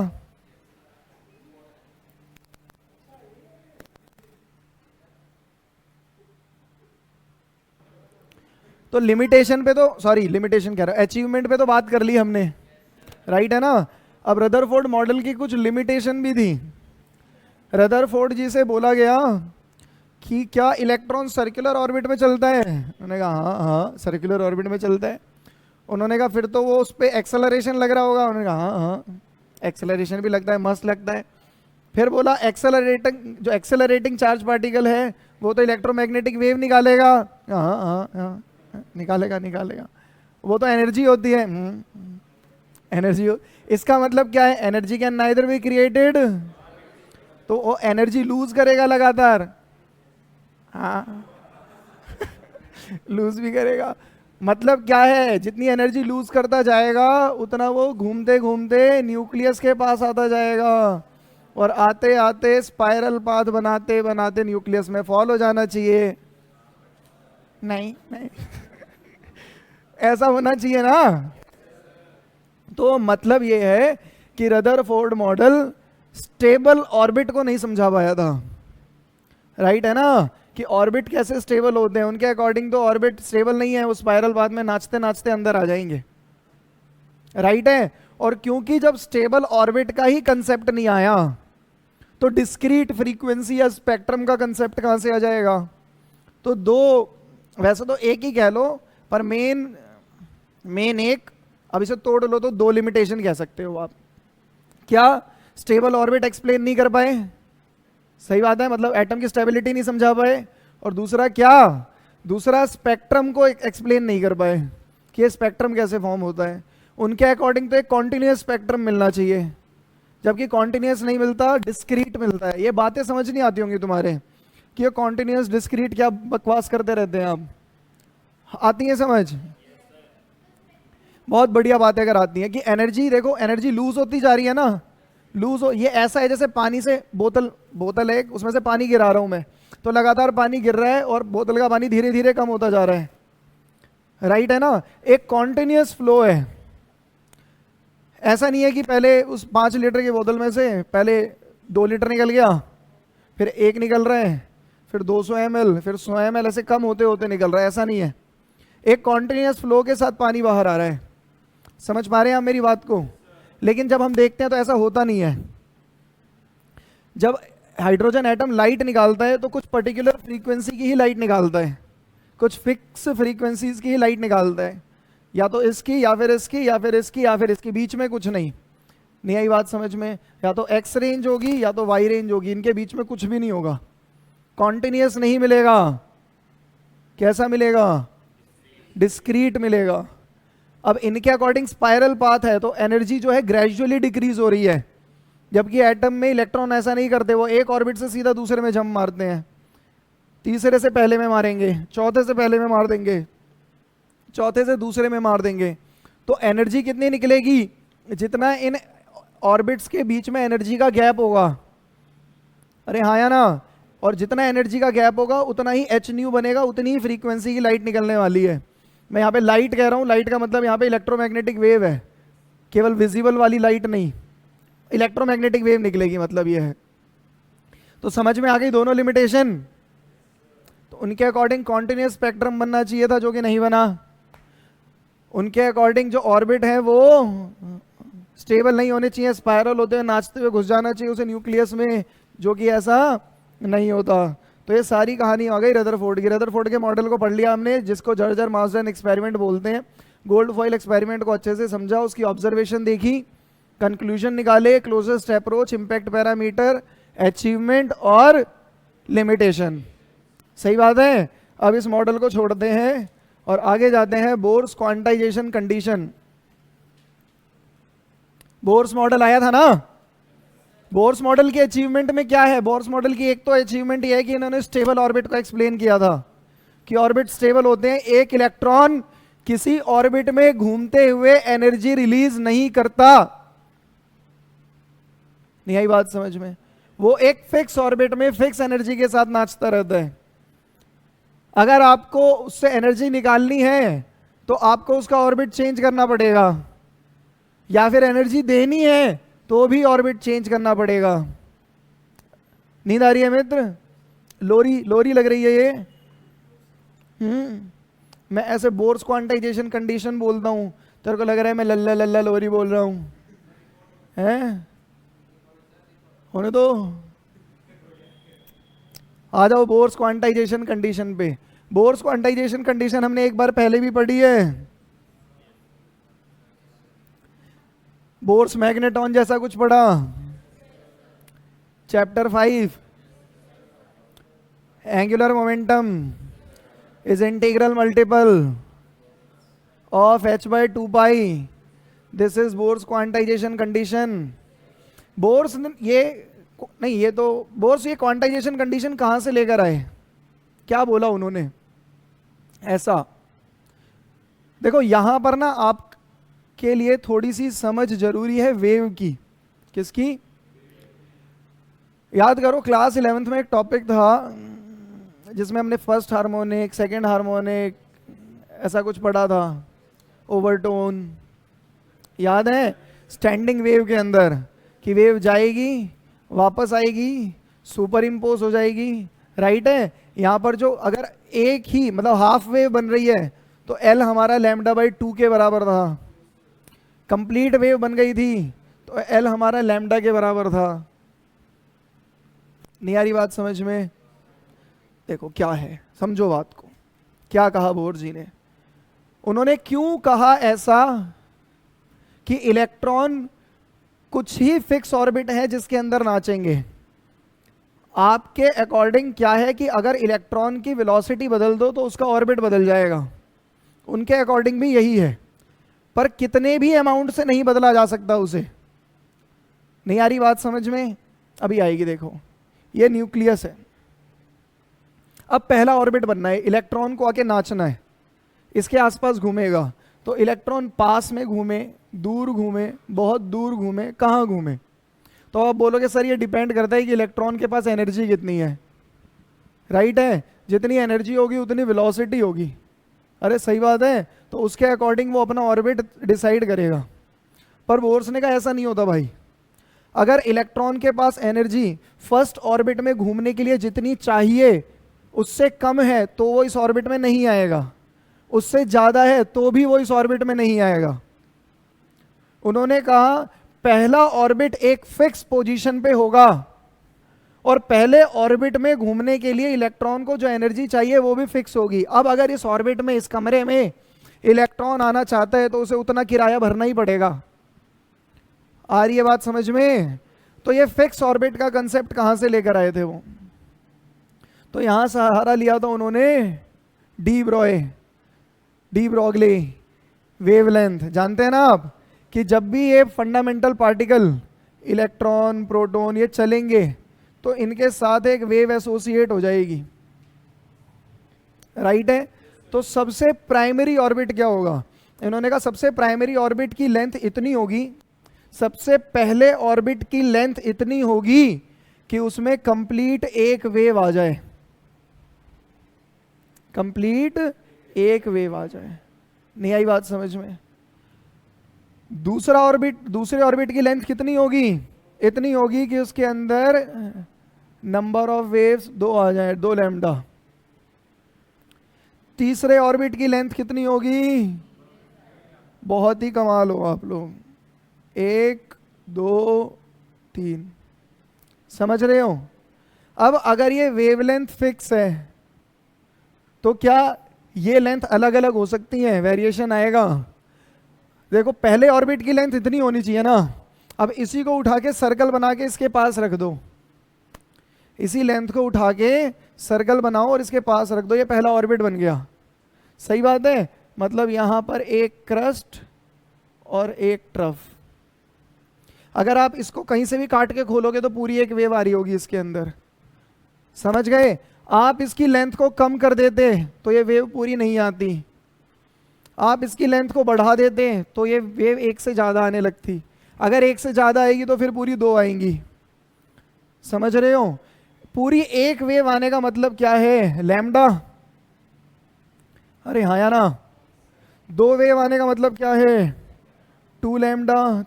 3 वेव आने का मतलब क्या है? 3 लैम्डा। और ये क्या है एक्चुअल में? ये सरकमफ्रेंस ही तो है इस ऑर्बिट की। अरे बोलो। तो बोर जी ने कहा कि ये जो सरकमफ्रेंस होगी विच इज 2 पाई आर, ये लेंथ बराबर होगी किसके? इंटीग्रल मल्टीपल ऑफ वेवलेंथ के। नहीं आती बात समझ में? n की वैल्यू 1 रख दो तो पहला ऑर्बिट मिल गया, वहां से उसका रेडियस निकाल सकते हो। n की वैल्यू 2 रख दो, उसका रेडियस निकाल सकते हो। 3 रख दो, उसका रेडियस निकाल सकते हो। समझ रहे हो ना? बहुत बढ़िया। ये सब हटा दें या कुछ लिखोगे? ठीक। तो यहां से अगर मैं वेवलेंथ को लैम्डा को सेपरेट करूं तो मेरे को लैम्डा की वैल्यू क्या मिलेगी? 2 पाई आर अपॉन एन। और लैम्डा जो है वो डी ब्रॉगली ने भी निकाल के दिया था। अरे बोलो। उन्होंने कहा था, याद करो, कि अगर एनर्जी के पास पार्टिकल नेचर है तो पार्टिकल के पास भी वेव नेचर होगा, राइट है। और एनर्जी मास रिलेशन क्या कहता है? Equals to mc square. किसी फोटोन की एनर्जी कैसे निकालते हैं? Is equals to h nu, that is mc square is equals to. चलेगा क्या? यहां पे मैं लैम्डा ला सकता हूं, एक फॉर्मूला पढ़ा है हमने, c इज इक्वल्स टू, तो फ्रीक्वेंसी कितनी?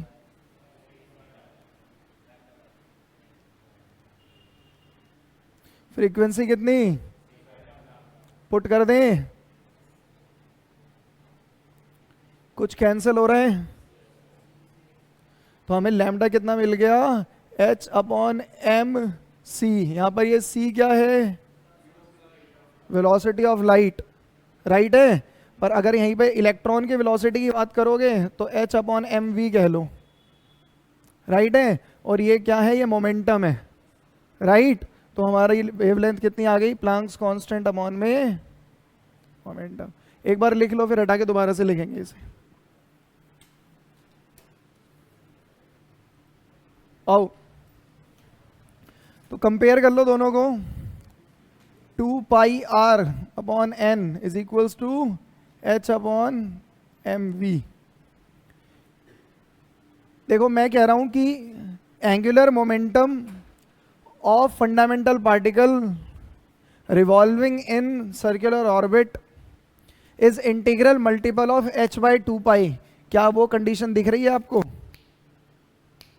यही तो थी बोर्स क्वांटाइजेशन कंडीशन, दिख रही है? क्या एंगुलर मोमेंटम h बाई 2 पाई का मल्टीपल दिख रहा है? तो कुछ को तो एंगुलर मोमेंटम ही नहीं दिख रहा होगा, वो दिखाना पड़ेगा पहले, राइट है ना? तो mv को इधर फेंक दें, r को उधर फेंक दें? नहीं नहीं, r यहीं रहने देना, h चल रहा है और ये 2 पाई नीचे। अब आ गया ये mvr क्या है? Angular momentum. तो एंगुलर मोमेंटम आपका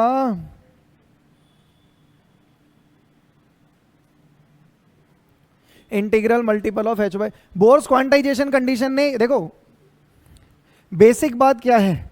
बेसिक बात यह है कि इलेक्ट्रॉन उन्हीं ऑर्बिट में घूमेगा जिन ऑर्बिट की लेंथ जो है इतनी हो कि उसमें एक वेव, दो वेव, मतलब multiple, integral multiple of wave length की टर्म में आ जाए, वेव सेट हो जाए। सही बात है? इस बात को बहुत घुमा के बोला जाए तो क्या बोलोगे आप? कि इलेक्ट्रॉन उसी ऑर्बिट में घूमेगा जिस ऑर्बिट का एंगुलर मोमेंटम h बाई 2 पाई का इंटीग्रल मल्टीपल हो। लाइन वहीं से निकल के आई है, अरे वहीं से तो खींचा इस रिजल्ट को। हाँ, तो इतना घुमा के, मतलब उन्होंने क्या बोला कि एंगुलर घूमते वक्त इलेक्ट्रॉन जितना एंगुलर मोमेंटम बनाएगा वो h बाई 2 पाई का इंटीग्रल मल्टीपल होगा, और इसको नाम दिया था उन्होंने प्रिंसिपल क्वांटम नंबर। ये क्या है? Principal quantum number. सही है? बहुत अच्छे, कंप्लीट कर लो, आगे बढ़ते हैं।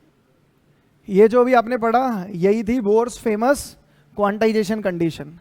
सही बात है कि इलेक्ट्रॉन उसी ऑर्बिट में घूमेगा, उन्हीं ऑर्बिट में घूमेगा जिन ऑर्बिट में घूमते हुए वो जितना एंगुलर मोमेंटम बनाए वो h बाई 2 पाई का मल्टीपल हो। आपको पता है कि जब भी मास चलेगा तो अपने साथ मोमेंटम और एनर्जी दोनों लेकर चलता है, राइट है ना? क्योंकि यहाँ पर ये सर्कुलर पाथ में चल रहा है तो डेफिनेटली उसके पास एंगुलर मोमेंटम होगा ही होगा, इसलिए यहाँ पर बात एंगुलर मोमेंटम की गई है।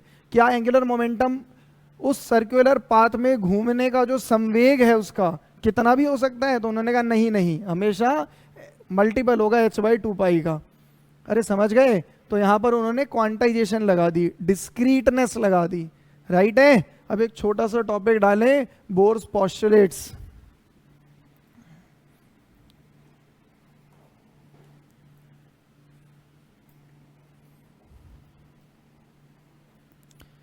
देखो पहला क्या है? पहला है न्यूक्लियर कंसेप्ट, और इसको पढ़ लें। कह रहे हैं an atom consist of small massive central core called nucleus around which planetary electrons revolve. यहाँ पर प्लैनेटरी इलेक्ट्रॉन लिखने का मतलब ये है देवांश जी कि इलेक्ट्रॉन प्लैनेट जितने बड़े बड़े होते हैं। नहीं, क्या मतलब है? ये मतलब नहीं है तो क्यों लिखा है प्लैनेटरी इलेक्ट्रॉन्स? अगर इलेक्ट्रॉन प्लैनेट जितने बड़े बड़े होंगे, ऐसा कुछ। हाँ, ये आप बताओ। ये कहने का मतलब ये है कि इलेक्ट्रॉन न्यूक्लियस के आसपास वैसे ही घूमते हैं जैसे प्लैनेट्स। एक एटम का सारा मास उसके न्यूक्लियस में होता है और वो न्यूक्लियस उस एटम में ना के बराबर स्पेस ऑक्यूपाई करता है। ठीक वैसे ही जैसे हमारे पूरे सोलर सिस्टम का लगभग सारा मास सन लेकर बैठा हुआ है और वो सोलर सिस्टम के साइज के रिस्पेक्ट में ना के बराबर स्पेस ऑक्यूपाई करता है, राइट है ना? हम सोलर सिस्टम का साइज किसे बोलेंगे? जो आउटर मोस्ट प्लैनेट होगा, वो जिस ऑर्बिट में घूम रहा होगा, वही हो गया पूरे सोलर सिस्टम का साइज। वैसे ही एटम का साइज क्या होता है? वो इलेक्ट्रॉन जो सबसे दूर घूम रहा है न्यूक्लियस के, वो साइज हो गया किसका? एटम का। सही बात है? तो बहुत हद तक सिमिलर है, अद्भुत हैं आप लोग। और इसमें कह रहे हैं कि घूमने के लिए उसे सेंट्रीपिटल फोर्स चाहिए, चाहिए नहीं चाहिए? और कह रहे हैं कि ये सेंट्रीपिटल फोर्स प्रोवाइड करता है उसे कूलम्बिक अट्रैक्शन।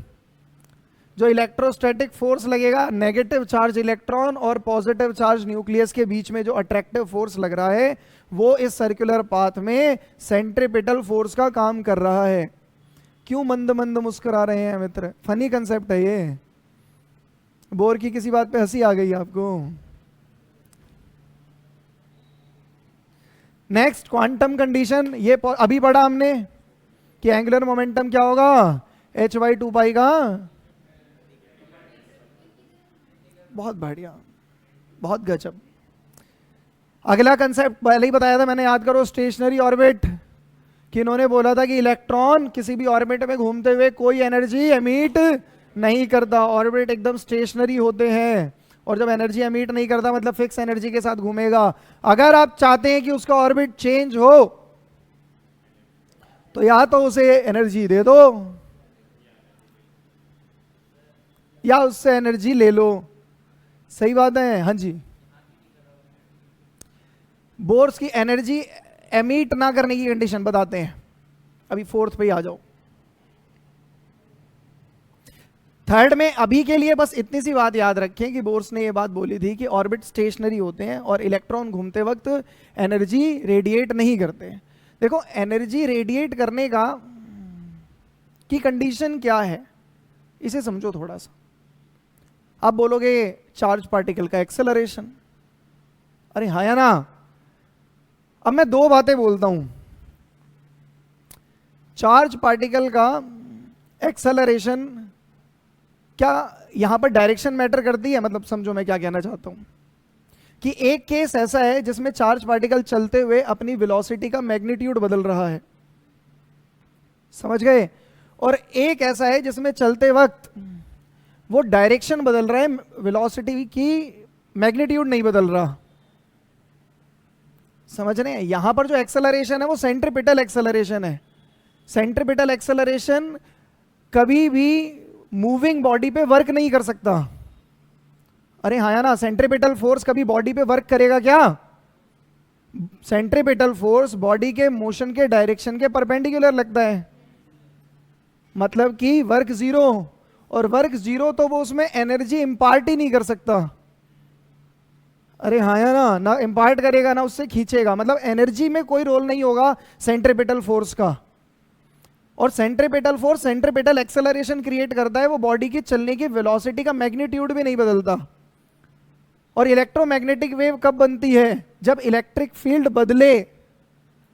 और इलेक्ट्रिक फील्ड कब बदलेगी? जब चलते हुए इलेक्ट्रॉन की वेलोसिटी का मैग्नीट्यूड बदले।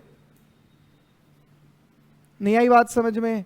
अब ऑर्बिट फिक्स ऑर्बिट, मतलब फिक्स ऑर्बिट में फिक्स वेलोसिटी से चलते हैं इलेक्ट्रॉन। ये बात अभी आगे आपको पता लगेगी कि इनकी वेलोसिटी भी फिक्स होती है, वेलोसिटी भी क्वांटाइज्ड होती है। समझ रहे हैं? ऑर्बिट का रेडियस, एनर्जीज, उसके अंदर घूमते हुए उनकी वेलोसिटी, सब पे क्वांटाइजेशन लगा हुआ है। और अगर वेलोसिटी फिक्स है, मतलब कि वेलोसिटी का मैग्नीट्यूड फिक्स है, तो इलेक्ट्रिक फील्ड में वेरिएशन नहीं है। इलेक्ट्रिक फील्ड में वेरिएशन नहीं है तो मैग्नेटिक फील्ड नहीं बनेगी, तो इलेक्ट्रोमैग्नेटिक वेव भी नहीं रेडिएट होंगी। ये बात अभी आगे आपको और अच्छे से समझ में आएगी। वैसे तो मेरे हिसाब से आ जानी चाहिए थोड़ी बहुत, अभी तक आई है। अद्भुत हैं आप लोग।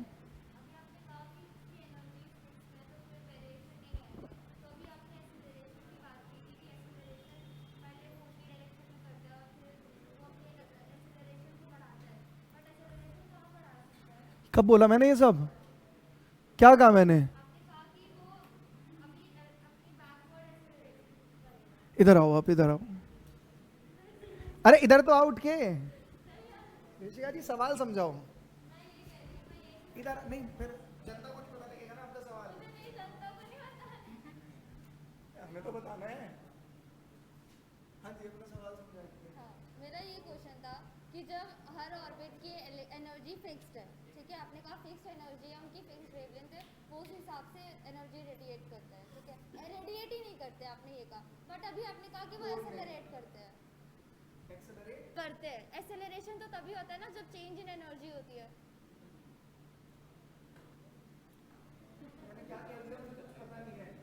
आपने इतना सब कुछ बोल दिया।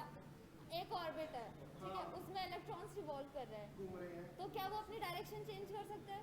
डायरेक्शन तो 100% करेंगे, तभी तो सर्कुलर ऑर्बिट में है वो। जब वो डायरेक्शन चेंज करेंगे तो एक्सेलरेशन होगा। एक्सेलरेशन होगा, बट देखो यही चीज तो मैं समझा रहा हूं तुम्हें भाई, कि यहां मैंने क्या कहा, मैं दो बातें बोल रहा हूं। एक्सेलरेशन चेंज करने के मैं दो तरीके बोलता हूं आपको। एक पहला तरीका ये है कि बॉडी की वेलोसिटी का मैग्नीट्यूड बदले, दूसरा तरीका ये कि मैग्नीट्यूड सेम रखे, डायरेक्शन बदले। तो अगर डायरेक्शन बदल रही है ना तो इलेक्ट्रोमैग्नेटिक वेव नहीं निकलेंगी, पर अगर मैग्नीट्यूड बदल रहा है तब निकलेंगी। और बोलो मैग्नीट्यूड डायरेक्शन दोनों बदल रहे हैं तब भी निकलेगी, क्योंकि मैग्नीट्यूड तो बदल गया ना। क्योंकि बदलता हुआ मैग्नीट्यूड इलेक्ट्रिक फील्ड को चेंज करेगा, और वो changing electric field magnetic field बनाएगी। लेकिन अगर फिक्स वेलोसिटी से सर्कुलर ऑर्बिट में हमारा इलेक्ट्रॉन घूम रहा है फिक्स वेलोसिटी से, और सेंट्रीपिटल फोर्स लग रहा है, तो ये फोर्स तो इस पर कोई इम्पैक्ट डालेगा ही नहीं। अरे हाँ है ना, वेलोसिटी चेंज करेगा मतलब डायरेक्शन चेंज करेगा, वर्क नहीं करेगा, एनर्जी में कोई चेंज नहीं लेकर आएगा उसकी। तो चेंज इन मैग्नीट्यूड में तो मैं कह ही रहा हूं। हाँ बिल्कुल सही बात है, मैं चाइनीज में बोल रहा हूं दोस्तों, मतलब मेरी भाषा ऐसी है कि जो आप समझ नहीं पा रहे। हाँ मुंह कूच दूंगा मैं हथौड़े से। एक मिनट, पहले इसको, इस समस्या को सॉल्व करने के लिए मेरा लास्ट ट्राई, ठीक है ना? ओके, ध्यान से सुनना। इलेक्ट्रोमैग्नेटिक वेव क्या है? एनर्जी है, सही बात है। एनर्जी क्रिएट भी नहीं हो सकती, डिस्ट्रॉय भी नहीं हो सकती। अगर सिस्टम एनर्जी निकाल रहा है तो डेफिनेटली उस पर वर्क किया गया है। अरे हाँ है ना, वर्क नहीं होगा बॉडी पे अगर आप उसकी डिस्प्लेसमेंट के परपेंडिकुलर फोर्स लगा रहे हैं। परपेंडिकुलर फोर्स चलती हुई बॉडी की डायरेक्शन तो बदल सकता है, लेकिन वो उस पर वर्क नहीं कर सकता। वर्क क्यों नहीं कर सकता? कोई एनर्जी इंपार्ट नहीं करेगा उसके अंदर, समझ रहे हो? अब इस बात को साइड में रख दो थोड़ी देर के लिए। अब एक्सेलरेशन, किसी बॉडी में एक्सेलरेशन आने के मैं कह रहा हूं दो तरीके हैं आपके पास, एक मैग्नीट्यूड बदल दें, दूसरा डायरेक्शन बदल दें। अगर आप केवल डायरेक्शन बदल रहे हैं तो बॉडी की एनर्जी थोड़ी चेंज करनी है। एनर्जी तब चेंज हो रही है जब मैग्नीट्यूड बदल रहा है, वेलोसिटी चेंज होने से हाफ mv² बदल रहा है। तो अगर वेलोसिटी बदल रही है और उसकी वजह से एक्सेलरेशन आ रहा है तो इलेक्ट्रोमैग्नेटिक वेव निकलेंगी या एब्जॉर्ब होंगी, ये तय है। लेकिन अगर वेलोसिटी नहीं बदल रही, मात्र डायरेक्शन बदल रही है, और डायरेक्शन बदलने की वजह से एक्सेलरेशन आ रहा है, बिकॉज एक्सेलरेशन वेक्टर क्वांटिटी है। अगर वेलोसिटी अपना मैग्नीट्यूड नहीं बदल रही, डायरेक्शन बदल रही है, तो भी उसमें एक्सेलरेशन है। अरे हाँ या ना? तो वेलोसिटी बदलने की वजह से एक्सेलरेशन है, तो चार्ज तो कांस्टेंट वेलोसिटी से चल रहा है ना, तो वो जितनी इलेक्ट्रिक फील्ड निकाल रहा है उसमें बदलाव ही नहीं आ रहा, और बदलाव नहीं आ रहा तो वो मैग्नेटिक फील्ड नहीं बना पाएगा। वो नहीं बना पाएगा तो इलेक्ट्रोमैग्नेटिक वेव एमिट नहीं करेगा। तो यहां से आ गया स्टेशनरी ऑर्बिट, कि फिक्स ऑर्बिट में फिक्स वेलोसिटी के साथ घूमेगा वो। मुश्किल है क्या? अब ये सवाल आगे आएगा तो पूछना मत मेरे से प्लीज, इसमें आपने तय लिमिट में दिमाग खा लिया है।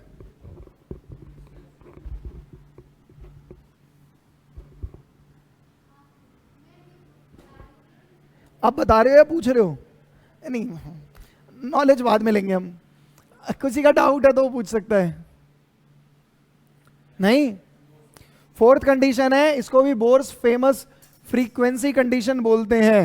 बाद में उठाना हम क्या बोलते हैं, वही फ्रीक्वेंसी पे क्वांटाइजेशन, कि इलेक्ट्रॉन, देखो इलेक्ट्रॉन सुनो, यहां न्यूक्लियस है, पहला ऑर्बिट जो आपको पता है एक फिक्स लोकेशन पर ही होगा, फिर दूसरा ऑर्बिट किसी और दूसरी फिक्स लोकेशन पे होगा जहां पर दो वेव्स आ जाएं, फिर तीसरा ऑर्बिट। अरे हाँ है ना?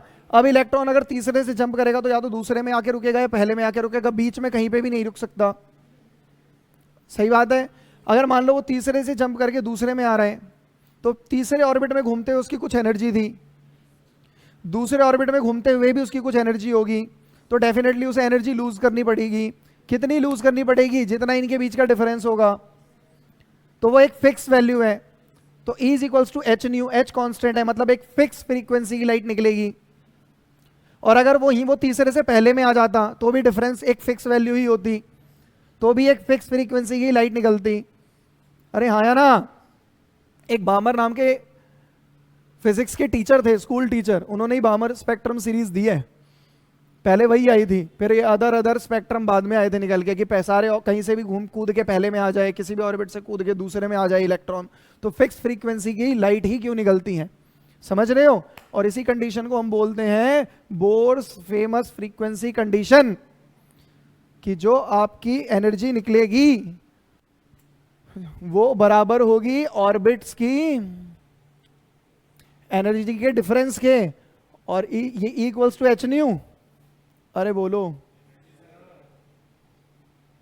दूसरे से कूद के दूसरे में ही आ गए, समझ गए। तो फ्रीक्वेंसी क्या हो गई आपकी, अब बताओ, ये फिक्स है ना, क्योंकि ऑर्बिट फिक्स है और उसमें घूमने की वेलोसिटी फिक्स है, तो एनर्जी फिक्स है, ये भी फिक्स है, ये भी कांस्टेंट है, तो कांस्टेंट वैल्यू तो निकल रही है, कुछ पर्टिकुलर फ्रीक्वेंसी की ही लाइट निकलेंगी, समझ गए। ये थी बोर्स फेमस फ्रीक्वेंसी कंडीशन, ठीक है। नेक्स्ट टॉपिक डाल दें, bourse theory of hydrogen atom. इसमें मतलब हम रेडियस, वेलोसिटी, एनर्जी ये सब निकालेंगे। देखो बहुत देर से कह रहे हैं हम कि जो इलेक्ट्रॉन्स हैं वो फिक्स ऑर्बिट में घूमेंगे, घूमते हुए उनकी वेलोसिटी फिक्स होगी, घूमते हुए उनकी एनर्जी फिक्स होगी, पर आपको पता है हम फिजिक्स पढ़ रहे हैं, इसमें केवल बोल देना काफ़ी नहीं होता, हमें मैथमेटिकल रिलेशन चाहिए कि रेडियस फिक्स होगा, हाँ फिक्स होगा, बता कितना, वेलोसिटी फिक्स होगी, हाँ बताओ कितनी, एनर्जी तो निकालेंगे अब, ठीक है। डाल दिया topic, bourse theory of hydrogen atom, इसी के अंदर रेडियस फेडियस सब निकाल देंगे हम, सही बात है।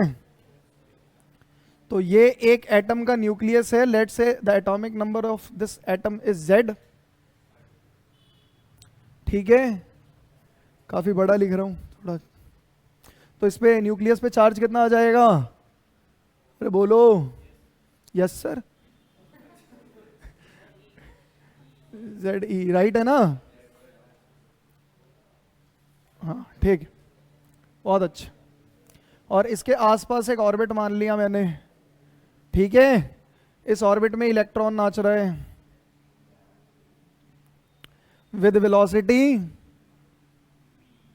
v, ठीक है, डेफिनेटली इस पे कोई सेंट्रीपिटल फोर्स लग रहा होगा, अरे हाँ या ना, हमने बचपन में पढ़ रखा है कि ये फोर्स का फॉर्मूला mv²/r होता है, और ये फोर्स जो है अभी बताया बोर्स ने कि ये फोर्स प्रोवाइड होता है coulombic attraction, electrostatic force of attraction, right ना, अरे बोलो। तो फॉर स्टेबल ऑर्बिट क्या होगा कि ये mv²/r, r क्या है, r मतलब, वाह, वैसे तो मैं कुछ और बताना चाह रहा था, पर ठीक है आपने रेडियस बोल के रोक दिया मुझे, शाबाश। mv²/r इज इक्वल्स टू क्या, k q1 मतलब कि e, q2 ZE, तो मैं ZE² लिख दूं अपॉन में, कुछ कट रहा है, बहुत बढ़िया, r चाहिए था ना हमें, तो r मिल गया k ZE² upon.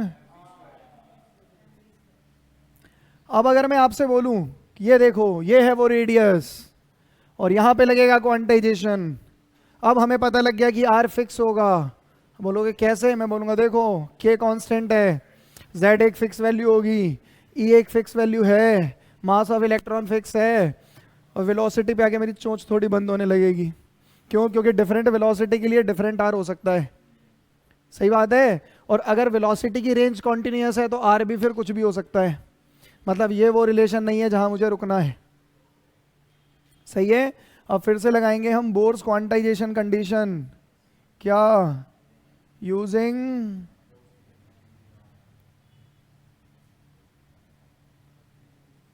Quantization condition कि angular momentum which is mvr is integral multiple of h/2 पाई, यहां से r सेपरेट कर लें, अरे बोलो तो मिलता है एन एच अपॉन में क्या मिलेगा, 2 पाई एम। सही है, बोलते ही नहीं है। अब सही है।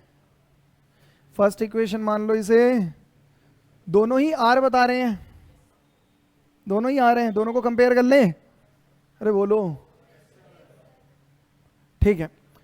तो क्या K Z E square upon M V square is equals to क्या, N H 2 pi M V. कुछ कैंसिल हो रहे हैं, बताओ क्या कैंसिल हो रहा है, और भी कुछ।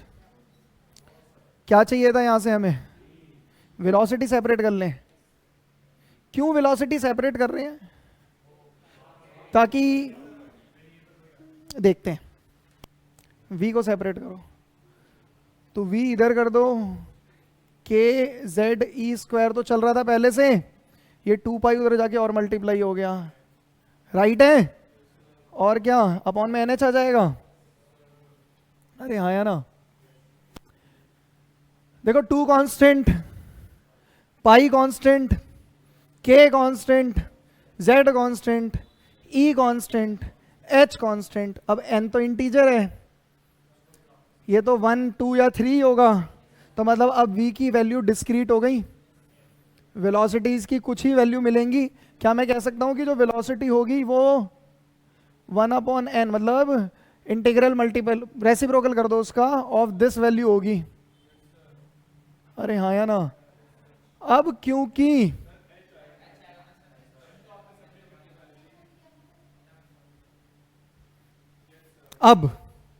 क्योंकि वेलोसिटी की वैल्यू कॉन्टिन्यूस नहीं हो सकती, वो कुछ फिक्स वैल्यू ही होंगी डिपेंडिंग ऑन एन। मान लो ये सारा सॉल्व करके 200 आ रहा है, तो अगर 1 है तो 200 ही आ जाएगा, 2 है तो 100 आ जाएगा, सही बात नहीं है।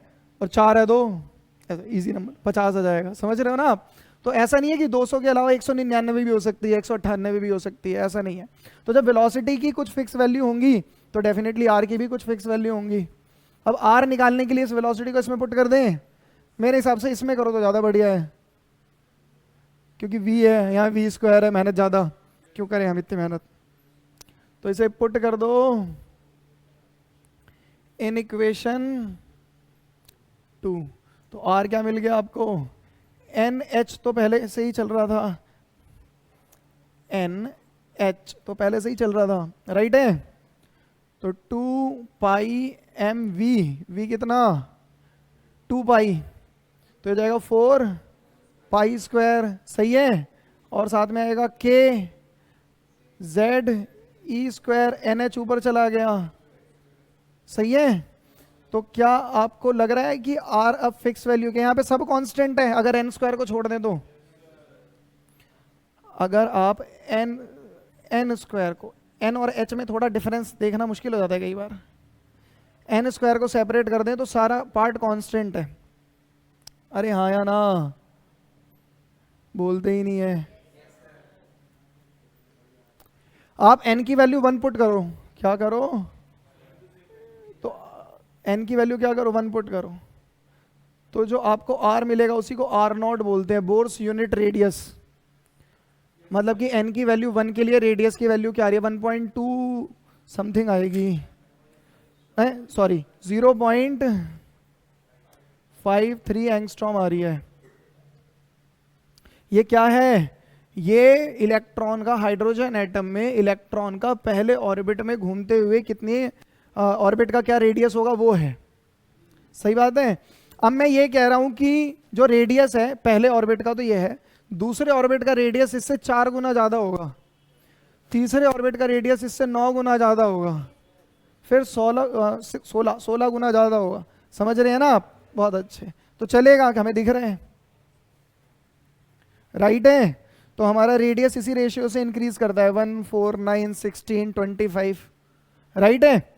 अब यहां तक लिख लो, फिर आगे बढ़ेंगे। वेलोसिटी और रेडियस निकाल दिया हमने। किसी भी ऑर्बिट में घूमते हुए इलेक्ट्रॉन की जो वेलोसिटी होती है वो अच्छी खासी होती है, मतलब बहुत ही अच्छी खासी। और इसलिए हमने इस वेलोसिटी को तय किया कि आओ इसे कंपेयर करें लाइट के साथ, लाइट की स्पीड के साथ। सही बात है। अब इसके अंदर c तो है नहीं, तो हम खुद ही ले आएंगे 2 पाई के जेड ई स्क्वायर, ठीक है ना, एन एच। मैं क्या कर रहा हूं, c से मल्टीप्लाई c से डिवाइड, कुछ कर लोगे तो 2 पाई के जेड ई स्क्वायर, c अंदर कर दो, ऊपर और अपॉन में क्या कर दो, यहाँ पे एक c रख दो, यहाँ तो c है ही।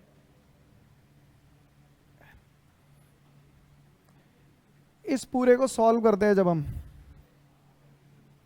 इस पूरे को सॉल्व करते हैं हम, तो हमें वैल्यू मिलती है 1/137, यही मिलती है। बहुत अच्छे, सही बात है। n की वैल्यू 1 पे पुट कर दें अगर आप, तो इसका मतलब क्या है कि अगर आप n की वैल्यू 1 पुट कर रहे हो तो हाइड्रोजन एटम के पहले ऑर्बिट में घूमते हुए इलेक्ट्रॉन की जो वेलोसिटी होगी वो लाइट की स्पीड का 137वां हिस्सा होगी, 137th पार्ट।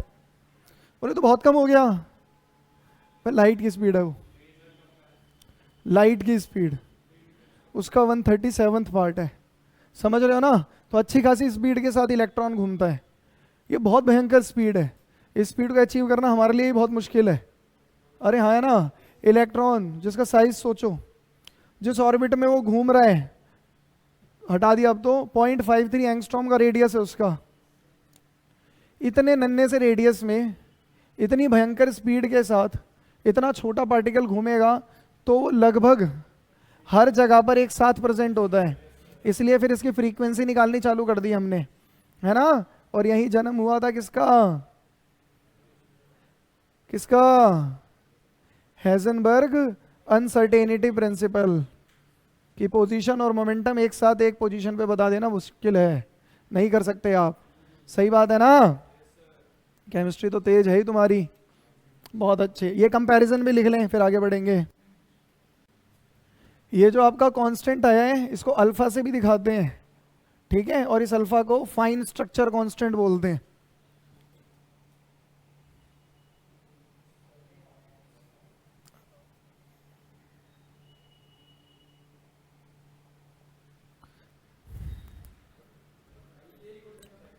वेलोसिटी निकल गई, रेडियस निकल गया, वेलोसिटी का कंपैरिजन हो गया।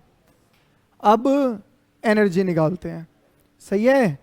तो ऑर्बिट में अगर इलेक्ट्रॉन घूम रहा है किसी वेलोसिटी के साथ तो उस पर काइनेटिक एनर्जी तो है ही, इधर ध्यान। अगर इलेक्ट्रॉन चल रहा है तो उस पर काइनेटिक एनर्जी तो है ही, सही बात है। प्लस उस पर इलेक्ट्रोस्टैटिक फोर्स लग रहा है, पर उस फोर्स के लगने के बावजूद वो एक पर्टिकुलर डिस्टेंस मेंटेन करते हुए घूम रहा है, मतलब उसके पास पोटेंशियल एनर्जी भी है। वो जो उसकी कॉन्फ़िगरेशन है, उस कॉन्फ़िगरेशन के पास कुछ एनर्जी है, वरना वो उसे लूज कर चुका होता अट्रैक्टिव फोर्स की वजह से, राइट है। तो उसमें पोटेंशियल एनर्जी भी है और काइनेटिक भी है, मतलब टोटल एनर्जी निकाल देंगे हम, इन्हीं के ही पी का सम कर देंगे। सही बात है। काइनेटिक, ये मैंने इसलिए नहीं हटाया, काइनेटिक एनर्जी हमारी यहाँ से निकल जाएगी ना। एम वी स्क्वायर किसके बराबर मिल रहा है हमें, K Z E square upon R, दोनों तरफ 1/2 से मल्टीप्लाई कर दें। अब मैं इसको काइनेटिक एनर्जी बोल दूं तो के जेड ई स्क्वायर अपॉन में 2r मिल गई मुझे काइनेटिक एनर्जी। पोटेंशियल एनर्जी हम वैसे ही निकाल लेंगे, के Q1 Q2 बाई आर से ना, minus K Q1 Q2 by R, right है, माइनस के Q1 कितना, सही है, हाँ सही है, क्या दिक्कत है। Q2 कितना, जेड ई अपॉन आर, ये हमारी क्या आ गई, पोटेंशियल एनर्जी आ गई। तो टोटल एनर्जी निकालने के लिए क्या करें, इन्हीं को ऐड कर देना। तो total energy is equals to kinetic energy plus potential energy, मतलब कि minus K Z E square upon में R plus K Z E square upon में 2r। माइनस 1 में आधा जोड़ोगे माइनस आधा बचेगा, अरे हाँ या ना, -1 में 1/2 इसी का तो हाफ है ये, तो माइनस हाफ बचेगा बस, माइनस में 1 kZe² अपॉन में 2R ये बचेगा। ये हमारी टोटल एनर्जी आ गई। टोटल एनर्जी का माइनस में आना क्या सिग्निफाई करता है कि यही कि उस पर जो लगने वाला फोर्स है नेट वो अट्रैक्टिव नेचर का है। सही बात है ना, वो बाउंड हो रखा है। अगर आपको इसको इस टोटल एनर्जी इस बाउंडेशन से फ्री करना है तो आपको इसे एनर्जी देनी पड़ेगी। इसकी टोटल एनर्जी, इलेक्ट्रॉन को फ्री करने का मतलब होता है उसकी एनर्जी को जीरो कर देना। अरे हाँ है ना, और उसकी एनर्जी को जीरो करने के लिए उसके रेडियस को इन्फिनाइट करना पड़ेगा। Anything divided by infinity gives you zero. तो कब होगा ये, जब आप उसे इतनी ही एनर्जी पॉजिटिव दे दोगे तो नेट एनर्जी जीरो हो जाएगी उसकी, और नेट एनर्जी जीरो हो जाएगी मतलब वो इन्फिनाइट। और इन्फिनिटी का मतलब ये नहीं होता इन्फिनिटी, इन्फिनिटी का मतलब होता है कि आपके मेजरिंग स्केल से बस बाहर चली गई औकात। हम यहाँ फेम्टोमीटर, मीटर, एंगस्ट्रॉम इसमें बात कर रहे हैं। अगर आप 1 सेंटीमीटर मीटर से भी बाहर चले गए तो मतलब आप उसके इन्फ्लुएंस से बाहर जा चुके हैं। तो वो इन्फ्लुएंस से बाहर चले जाने का मतलब अनंत पे चले जाना। सही बात है ना, अरे बोलो। हाँ, तो इसको और ज़्यादा फंडामेंटल टर्म में लिखना चाहते हैं आप तो इस R की वैल्यू लिख दें तो आपको पता लग जाएगा टोटल एनर्जी भी एक कांस्टेंट ही होगी।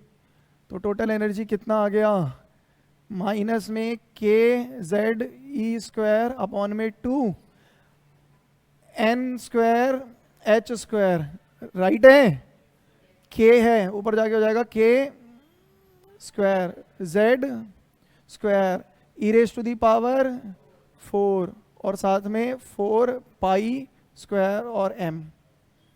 ये मेरी टोटल एनर्जी आ गई। इजी फॉर्मूला थोड़ा है राक्षसी सा पर ठीक है। हाँ बिल्कुल यार, फॉर्मूले पे बेस्ड क्वेश्चंस भी आएंगे। जल्दी कंप्लीट करो,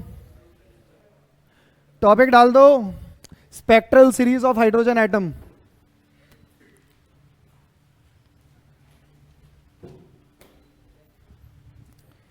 spectral series of hydrogen atom. तो हमें पता है किसी भी ऑर्बिट में घूमते हुए इलेक्ट्रॉन की जो एनर्जी होगी वो ये होगी। और हमें स्पेक्ट्रम की कहानी भी पता है। सही बात है, जैसे मान लो मुझे हाइड्रोजन स्पेक्ट्रम बनाना है तो मैं क्या करूंगा, मैं एक चैम्बर के अंदर हाइड्रोजन गैस भर दूंगा, उसको एनर्जी देंगे, उसको एक्साइट करेंगे तो उसके इलेक्ट्रॉन्स जो है या तो पहले ऑर्बिट से दूसरे में जाएंगे, दूसरे से या तो पहले से तीसरे में जाएंगे, पहले से चौथे में जाएंगे, दूसरे से तीसरे में जाएंगे, दूसरे से चौथे में जाएंगे, राइट है। और जिन जिन में जंप हो रहा है उसी के हिसाब से उन फ्रीक्वेंसी की लाइट मिलेगी। मतलब किन फ्रीक्वेंसी की लाइट मिलेगी, तो h nu is equals to किस ऑर्बिट से किस ऑर्बिट में जा रहे हैं इस पे डिपेंड करता है। अरे हाँ है ना, बहुत अच्छे। तो मुझे वहाँ लाइट मिलेगी। ऐसा होता है कि मुझे जैसे यहाँ पर एक लाइट मिल गई, हाइड्रोजन स्पेक्ट्रम आप देखेंगे ना तो यहाँ लाइट मिल रही है, एब्सेंट नहीं है। ये जो मैंने डार्क किया है मतलब यहाँ लाइट है। अगर यहीं पर एब्जॉर्बिंग स्पेक्ट्रम हो जाएगा, बताया था ना 2 टाइप के होते हैं, एमिशन और एब्जॉर्प्शन। एब्जॉर्प्शन में हम उसमें लाइट देते हैं सारी, मतलब हर पॉसिबल फ्रीक्वेंसी की लाइट दे दूंगा मैं उसे, पर वो कुछ पर्टिकुलर फ्रीक्वेंसी की लाइट एब्जॉर्ब कर लेगा। वहां से लाइट एब्सेंट हो जाएगी तो वहां डार्क फ्रिंजेस से बनने लगेंगे। एमिशन में क्या होगा, एक्साइट करोगे आप तो उन जहां पर लाइट पिछली बार नहीं मिल रही थी, एमिशन में वहां लाइट मिलेगी, क्योंकि जिनकी वो एब्जॉर्ब कर रहा था उन्हीं रेंज में वो एमिट करेगा। अरे हाँ या ना, तो यहाँ पर आपको लाइट मिल रही है, फिर इसके बगल में थोड़ी दूर लाइट मिलती है, पर इसकी थिकनेस कम हो जाती है। देखेंगे अगर आप हाइड्रोजन स्पेक्ट्रम को, तो अब अगला जो स्लिट मिलेगी आपको वो इसके रिस्पेक्ट में, इस डिस्टेंस के रिस्पेक्ट में पास मिलती है, पर उसकी थिकनेस और कम हो जाती है। तो इनकी थिकनेस लगातार रिड्यूस होती जाती है। सही बात है, और डिस्टेंस कम होता चला जाता है। ऐसा ही दिखता है स्पेक्ट्रम कुछ। अरे हाँ या ना, और हर एक एटम, हर एक एलिमेंट का स्पेक्ट्रम थोड़ा अलग दिखता है। मैंने बताया था ना, ये जैसे आपके फिंगरप्रिंट है वैसे एलिमेंट के स्पेक्ट्रम होते हैं। अरे हाँ या ना, और हम लाइट के इसी स्पेक्ट्रम से बता देते हैं कि इन फ्रीक्वेंसी की लाइट मिसिंग है, मतलब ये वाला एलिमेंट होगा। जैसे मान लो मैंने आपको कोई सॉल्ट दिया, चूरन बना के दे दिया, अभी तो केमिस्ट्री लैब में आप केटायन एनायन टेस्ट करके दिमाग खराब करते हो अपना। सही बात है, पगलाए रहते हो क्या होगा क्या नहीं होगा। हम क्या करेंगे, हम उस सॉल्ट को डालेंगे, एक्साइट करेंगे, स्पेक्ट्रम फॉर्म करेंगे और देखेंगे स्पेक्ट्रम किससे मैच कर रहा है, वही एलिमेंट है वो। समझ में आ रही है बात? अरे हाँ या ना? बहुत अच्छे, बहुत ही बढ़िया। तो E2 माइनस, मैं कह देता हूं कि किसी N2 ऑर्बिट में घूम रहा है ये और N1 ऑर्बिट में घूम रहा है ये। सही बात है ना? कोई भी सेकंड ऑर्बिट जहां से जंप करके आ रहा है वो, और कोई भी फर्स्ट जहां पर आ रहा है वो, या फिर जहां से जा रहा है वो और जहां पर जा रहा है वो, एब्जॉर्प्शन एमिशन उस पर डिपेंड करता है। राइट है? तो अब मैं इसकी वैल्यू पुट करूंगा तो इसकी जगह N2 और इसकी जगह N1 रख दूंगा, बाकी सब तो सेम होगा, कांस्टेंट मान के बाहर निकालने उसे। अरे बोलो, तो 2 pi square n k square z square e raise to the power 4 upon में h स्क्वायर बाहर, और यहाँ पे क्या आएगा, N2 स्क्वायर माइनस, सही है। और यहाँ क्या चल रहे हैं, समझ में आया क्या किया? प्लैंक्स कांस्टेंट एक और था वो भी उधर फेंक दिया, हाँ कॉमन तो लिया ही, यहाँ का h भी इधर फेंक दिया। सही बात है। हमें निकालना है कि किस फ्रीक्वेंसी या किस वेवलेंथ की लाइट निकल रही है, इन टर्म ऑफ वेवलेंथ निकालना होता है। बामर जी ने वेवलेंथ के बारे में बताया था मेन। यहाँ से कांस्टेंट निकल के आता है, याद करो, रेडबर्ग कांस्टेंट, पढ़ा होगा केमिस्ट्री में भी आपने ये। सही बात है। अगर इसे वेवलेंथ में कन्वर्ट करना है तो क्या करें, दोनों तरफ c से डिवाइड कर दो। अरे हाँ या ना? तो 2 pi square n k square z square e raise to the power 4, ये पूरा याद रखने की जरूरत नहीं है, अभी ये कांस्टेंट बन जाएगा ये। अरे हाँ या ना? बोलते नहीं हो आप लोग।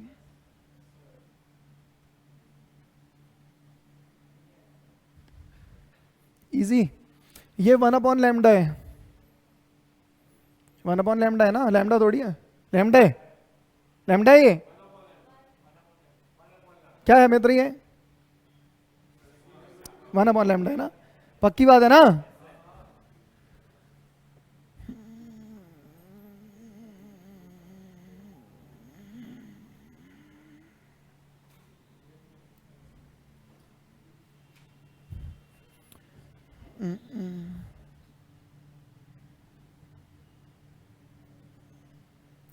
इस पूरे को सॉल्व करोगे, इसे कैपिटल R से दिखाते हैं, यही है आपका रेडबर्ग कांस्टेंट। लिख लो फिर आगे बढ़ेंगे। तो इस कांस्टेंट की वैल्यू भी लिख लेना। बहुत बढ़िया बहुत बढ़िया। अच्छा यहाँ पर है 1 अपॉन लैम्डा, 1 अपॉन लैम्डा को हम एक और नाम से जानते हैं, वेवलेंथ। और लैम्डा क्या, वेवलेंथ। 1 upon lambda wavelength. तू कौन है, वेवलेंथ। पूरी दुनिया वेवलेंथ। अरे वेवलेंथ का रेसिप्रोकल क्या होता है, वेव नंबर। यस, कितनी वेव, और 2 पाई बाई लैम्डा क्या होता था, एंगुलर वेव नंबर। याद करो कितनी वेव्स आ रही हैं पर यूनिट लेंथ, उसी को वेव नंबर बोलते हैं, रेसिप्रोकल। और वेव नंबर को दिखाने के लिए एक और सिंबल यूज कर रखा है, मतलब इसी को ऐसे भी लिखते हैं तो कोई दिक्कत नहीं है। अभी सुनो, अलग अलग साइंटिस्ट ने अलग अलग रेडिएशंस लेकर इन्हीं स्पेक्ट्रम की स्टडी करी थी। जैसे किसी ने इंफ्रारेड उठाई, किसी ने विजिबल रेंज, और किसी ने अल्ट्रावायलेट। आ रही है बात समझ में? और इन सीरीज को अलग अलग नाम से, उन्हीं के नाम से पुकारा गया। तो 5 टाइप पता ही है आपको, लायमन, पैशन, पी फाइंड, सबको याद है ना? बहुत बढ़िया बहुत बढ़िया। तो सबसे पहले लिखें लायमन सीरीज।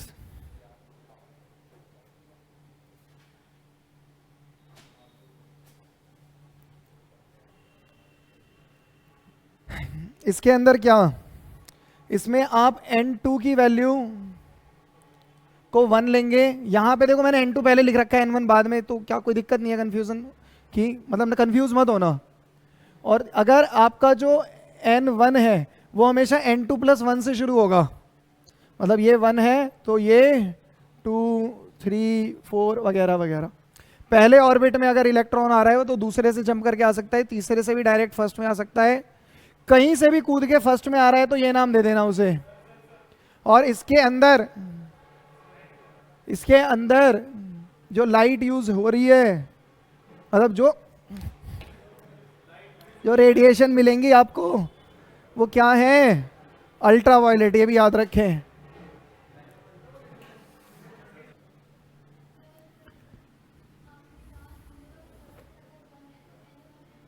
ये एक ज़्यादा से शुरू करना, 2 3 4 यहाँ से स्टार्ट होगा, ठीक है। और उसके बाद क्या है? बामर सीरीज।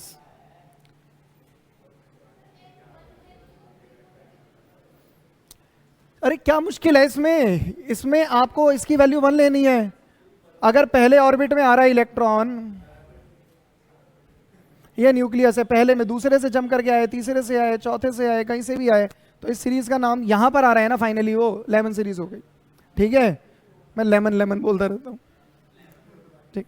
और यहां पर आएगा, अगर दूसरे से आएगा तो तीसरे से आएगा, या फिर चौथे से आएगा, दूसरे से तो दूसरे में आएगा नहीं।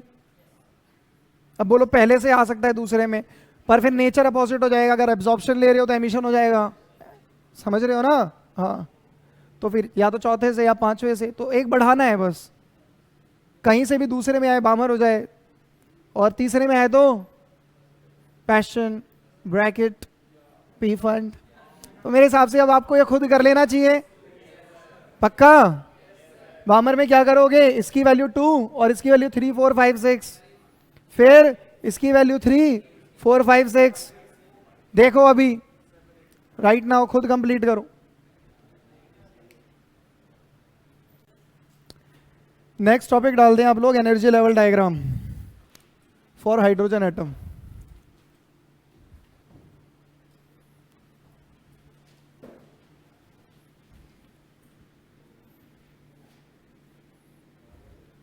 Energy level diagram for hydrogen atom, ठीक है। एन की वैल्यू आप 1 पुट करें तो इसका मतलब यह है कि हाइड्रोजन एटम में पहले ऑर्बिट पे घूमते हुए इलेक्ट्रॉन की एनर्जी कितनी होगी। पूरे पार्ट को सॉल्व करोगे, फाइनली निकल के आएगा -13.6 इलेक्ट्रॉन वोल्ट। यूनिट भी याद रखें, सही है। अच्छा, दूसरे ऑर्बिट की जब आप बात करेंगे तो वो क्या होगा?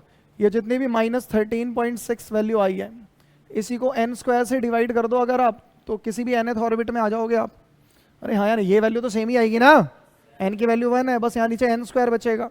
मतलब पूरी कैलकुलेशन फिर से करने की जरूरत नहीं है मुझे, राइट है। अगर मैं सेकेंड ऑर्बिट की बात कर रहा हूँ तो बस मैं -13.6 को 4 से डिवाइड कर दूंगा और मुझे वैल्यू कितनी मिल जाएगी? माइनस में। और अगर मैं थर्ड ऑर्बिट की बात कर रहा हूँ तो मैं इसी एनर्जी को, समझ रहे हो, और मुझे वैल्यू मिल जाएगी माइनस में। और इस तरह बताओ कि एनर्जी 0 कब मिलेगी? बहुत अच्छे, anything divided by Anant, right है, बहुत बढ़िया। तो हम ये देख रहे हैं पहले ऑर्बिट में घूमते हुए एनर्जी ज़्यादा चाहिए काफ़ी, दूसरे में, मतलब दूसरे और पहले में एनर्जी का गैप काफ़ी ज़्यादा है, फिर दूसरे और तीसरे में उसके रिस्पेक्ट में कम है, फिर और कम है, फिर कम होता चला जा रहा है। अरे हाँ या ना, बहुत अच्छा। अब अगर मेरे को पहले ऑर्बिट में कोई इलेक्ट्रॉन घूम रहा है, उसको पहले से तीसरे में पहुंचाना है, तो बताओ कितनी एनर्जी देनी पड़ेगी? हाँ, तो डिफरेंस ना इनका कितना आ जाएगा? 11.1।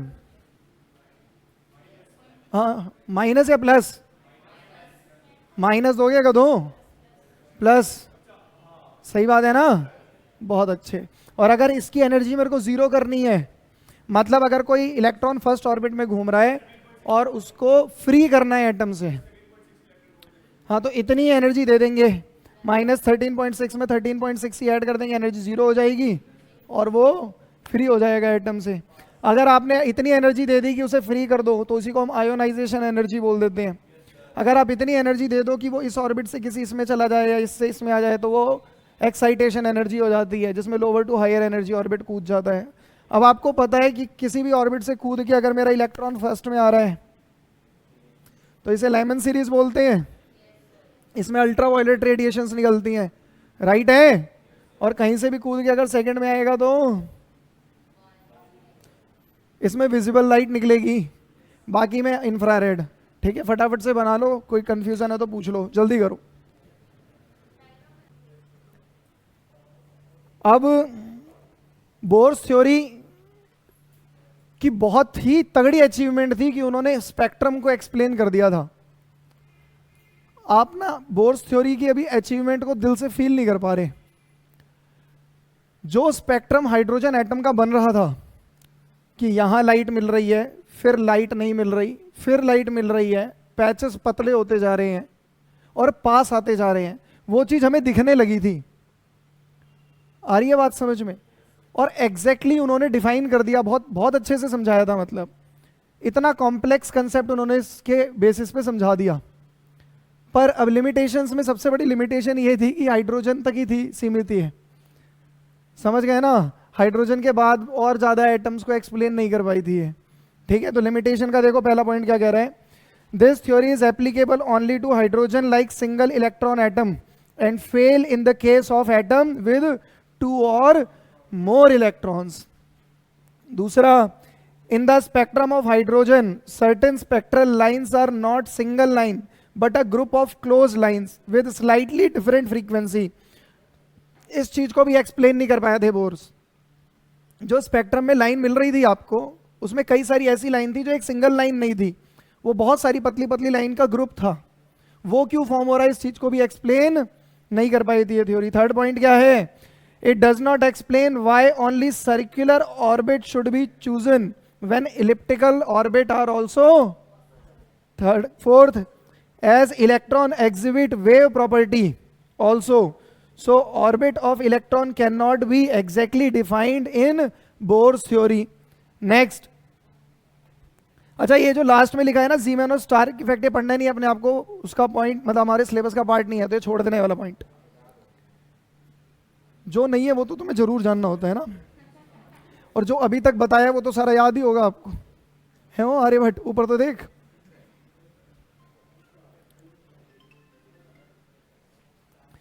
Bohr's theory does not tell anything about the relative intensity of the various spectral line.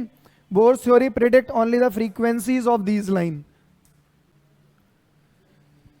आओ वापस आ जाओ। Next is excitation and ionization potential और एनर्जी। अब ये तो आप समझ ही चुके हैं मेरे हिसाब से, सही बात नहीं है? कि इलेक्ट्रॉन को ऑर्बिट से फ्री कर देना, फ्री कर देना मतलब ये नहीं कि दूसरे ऑर्बिट में धकेल देना, फ्री कर देना, उसकी एनर्जी को जीरो कर देना। उसके लिए जितनी एनर्जी चाहिए वो आयोनाइजेशन एनर्जी है। आयन बनाएगा ना मित्र, आयन तो तब बनेगा जब इलेक्ट्रॉन निकल जाए, जब उस पर चार्ज आ जाए। सही बात है? प्रोटॉन निकाल दे, प्रोटॉन। ओके और वैसे ही जैसे आयोनाइजेशन एनर्जी है, वैसे एक्साइटेशन एनर्जी क्या, जिसमें आप फ्री नहीं करोगे, लोअर से हायर एनर्जी ऑर्बिट में धकेल दोगे, राइट है? फिर वो हायर से लोअर आएगा और फिर से एनर्जी एमिट करेगा इलेक्ट्रोमैग्नेटिक वेव के फॉर्म में, वही स्पेक्ट्रम। एक है एक्साइटेशन पोटेंशियल और आयोनाइजेशन पोटेंशियल। ये क्या है कि कितना एक्सेलरेटिंग पोटेंशियल आप इलेक्ट्रॉन को दे रहे हैं। इसमें हम इलेक्ट्रॉन को देकर मार के इलेक्ट्रॉन निकालेंगे, तो उसे कितना पोटेंशियल दो कि वो जाकर इतनी एनर्जी से हिट करे कि इलेक्ट्रॉन आउट हो जाए। अगर वो आउट हो जा रहा है तो आयोनाइजेशन, हायर में कूद जा रहा है तो एक्साइटेशन। सिंपल है। तो बस एटम चैप्टर में इतना ही है। पूरा चैप्टर घर जाके आज रिवाइज कर लेना। कोई भी डाउट हो नेक्स्ट क्लास में, और एनसीईआरटी की बैक एक्सरसाइज कंप्लीट करके आएंगे आप, इसकी भी, एटम की भी। हाँ, अभी के लिए इतना ही, सभा स्थगित करते हैं, ठीक है?